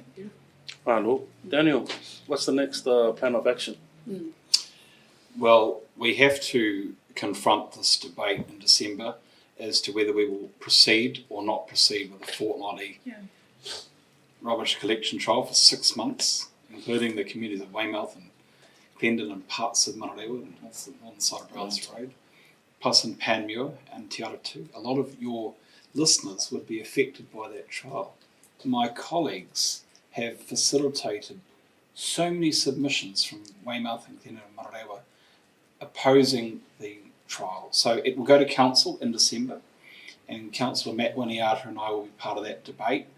I need to wait for the officer's report on that. I think your viewers will have a sense as to where my values are on it. Around the council table beyond that, we'll have to prepare for the next annual plan budget. And I want to see from the local board their work program and how they want to progress that, how they want to accelerate parts of that, and what new things they want to bring. And I'm very confident that the board will do its good job. Malo, on trust and spending, ratepayers are struggling, and many feel that local government has become a club for insiders. How do you convince South Aucklanders that they're not just another layer of bureaucracy taking photos with no results? Well, you know, I think it's a fair question. People are cynical. We heard it on the doors. People are frustrated with council, with local government. The turnout was depressingly low. We can celebrate our win, but there's still a lot of people who choose not to participate. I think, as the team have said, you know, we have to show ourselves as the humble servants that we are. And look, there are projects and activities that we want to see in our community, which they are very important, but they're not an inside job. This is an old boys network. I'm really proud, for example, of Phyllis and the amazing work that she does with Orange Sky around supporting our rough sleepers. That is important, valuable, invaluable work. And that's where we need to be focusing our time and our energies in local government, because that addresses a need. It's not a need affecting me and my family and our home, but it affects people who need our support. I think we set a good standard. Malo, sorry, Hannah, did you want to ask a No, question? you go. You're entering this term with a fresh mandate.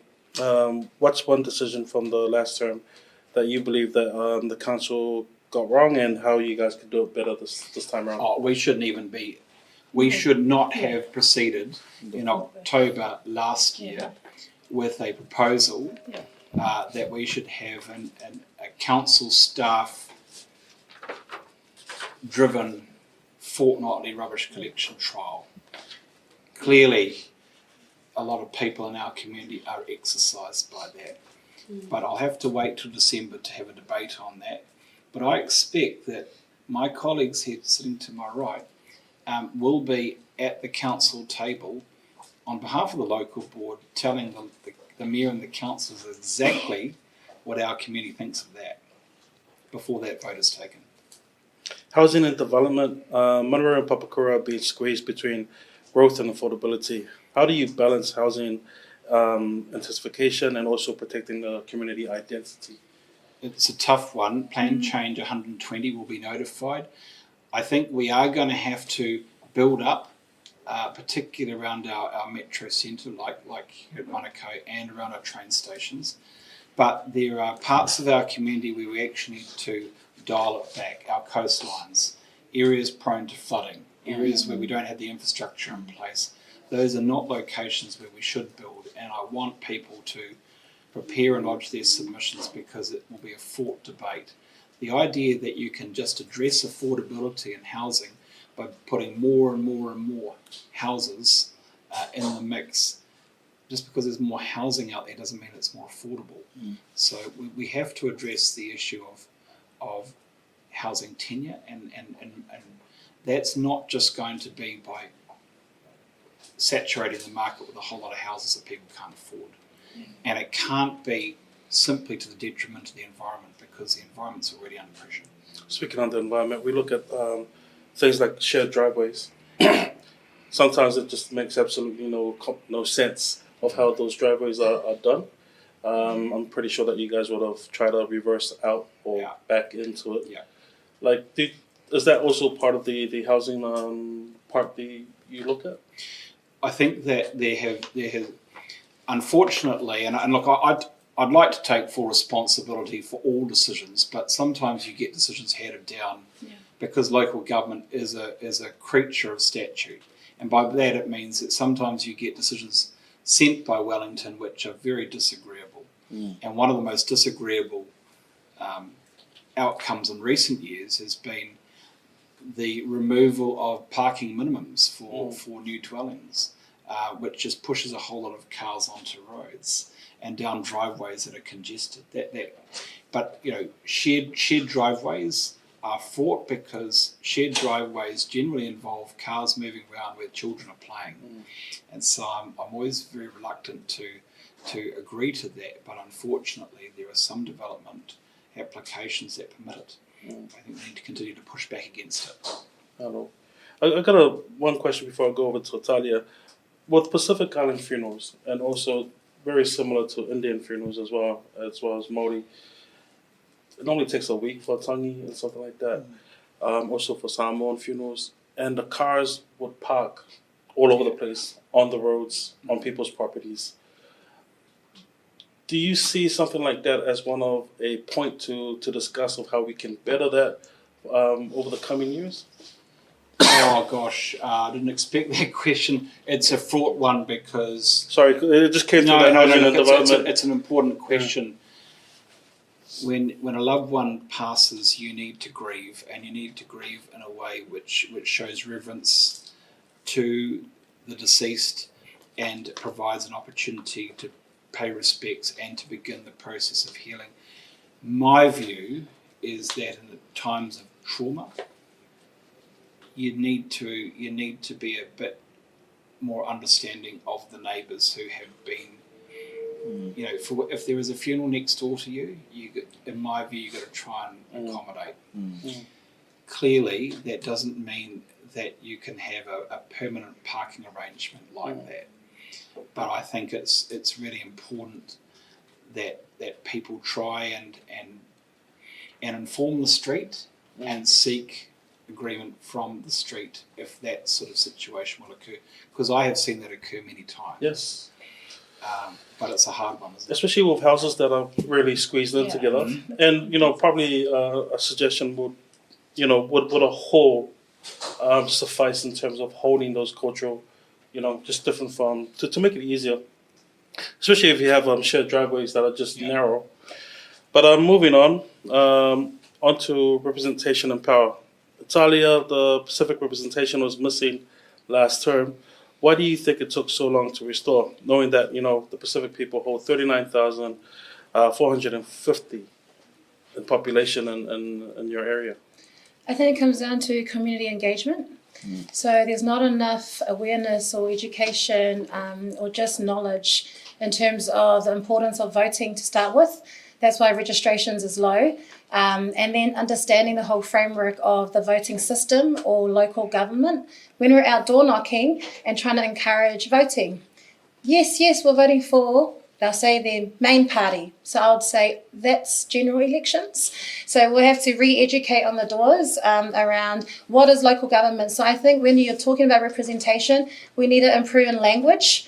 In all the Pasifika spaces, Punjabi as well, Te Reo, and really go into our churches, our safe spaces where the membership or congregations come together, if it's the sports tournaments, if it's community events, and we need to start now to mobilise but also normalise what it means to get involved and be more engaged. And that's why I think not many turned up, not many were cared enough about who we are. They're still questioning what does a Manireo local board do.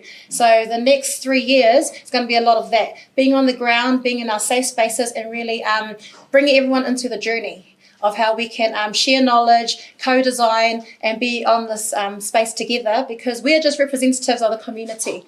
So we're here to serve the people, and we want them to be part of the decision-making.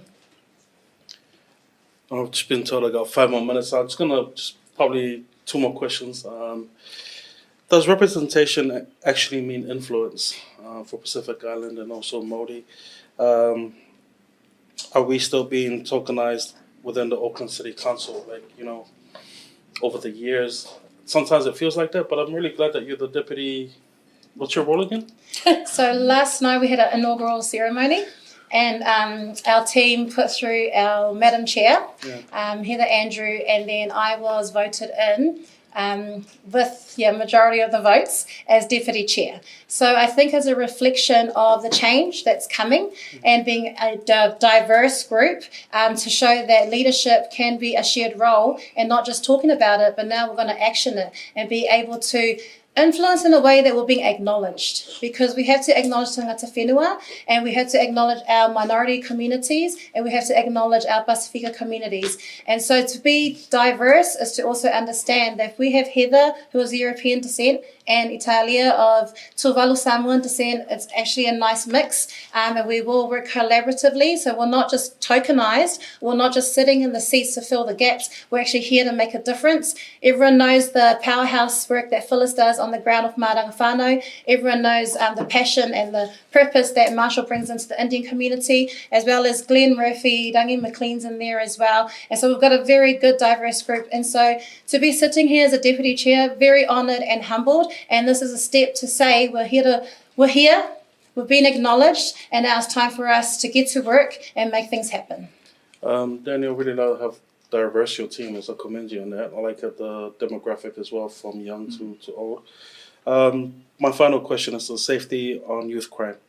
South Auckland headlines often focuses on youth crime and ram raids, but locals say the deeper issue is the disconnection, is what you were just saying, and hopelessness. How is the action team going to lead something different from just the more policing or youth curfews? I think Phyllis provides really good insight as to what this means and how to put in place response. So I'm going to defer to you, Phyllis. I think it's like anything, it's being present, and it's not looking inside these lines. Learn to think outside the box and take initiative when we're dealing with our youth, because especially our ram raiders, I've had the pleasure of working with 27 of our youth ram raiders, one being our most highest at the age of 10 going into 11, and he was probably one of the kids that was on the motorway waving to social media on a high speed. How do we deal with that? It is about picking them up 24/7, even when you're sick, even when you're tired, because what they lack in is presence. And so the programs that they introduced, which was the place that was putting them back into camp, that doesn't generally work with our lot. Our lot, we have to take away our white collars and put in place our brown collars so that we can relate to them, because when we have a look at it, I don't see very many white children out there, but what I do see is a lot of Māori and a lot of Pacifica kids out there. So it's putting those people in front of them and trying to take away all the barriers that actually people put up in front of them. So if I was to look after a ram raider, Oranga Tamariki are going to put 20 rules in front of me. Do I abide 20 rules? Probably not. I probably abide 10 of those, because it doesn't work. As long as I know my legal rights and what I can work in, that's how I will model a program for them, because my programs don't look the same for every child, because you've got to change it to the uniqueness of that particular child. So gone are the days where you put them all into one group and you deal with them all in one way, because they don't all come the same way. So that's what I've found with working with our youth. And I don't like children, but I can tell you, I have probably so many children around me. Wherever you see me, you will see children. They're all nationalities. And for some odd reason, they just like hanging with me. I don't know. Thank you so much, Phyllis. We're going to have to wrap it up. That's all the time that we have. But like I said before, on behalf of Blue, I want to say congratulations and all the best with the upcoming work that you guys have to put in. Blessings to you. Thank you so very much. Yeah, whiwhata te lava. Waloa tau langalanga sua i mātou whamoi ui umanuia. Whiwhata sunga anai, Hana, ma le ofisa Blue Wave Productions. Whalau ilo ina o le mātou pālota, mo le itu malo manrewa. Whiwhata lava Samoa, mai mua mai. Mo le manrewa action team, mo le itu malo manrewa, mo le manrewa local board. Whamanua tele le atua la oto tofi. Soifua au auna mo le atunuu. Whamangalo mai le afine a whapea wa whaise usala. Ai whamanua tele le atua soifua ma imanuia. Yeah, whafteitele lava Councillor Daniel Newman for joining us today, and to the action team for the work ahead and serving the people of Manurewa and Papakura. Leadership is never easy and accountability never stops. But as we've heard here today, the call from our community is very clear. Deliver real results and not just promises. To our viewers and listeners, thank you for tuning in. Thank you for asking the hard questions and for staying engaged. Local government only works when we all play our part. Whaftai.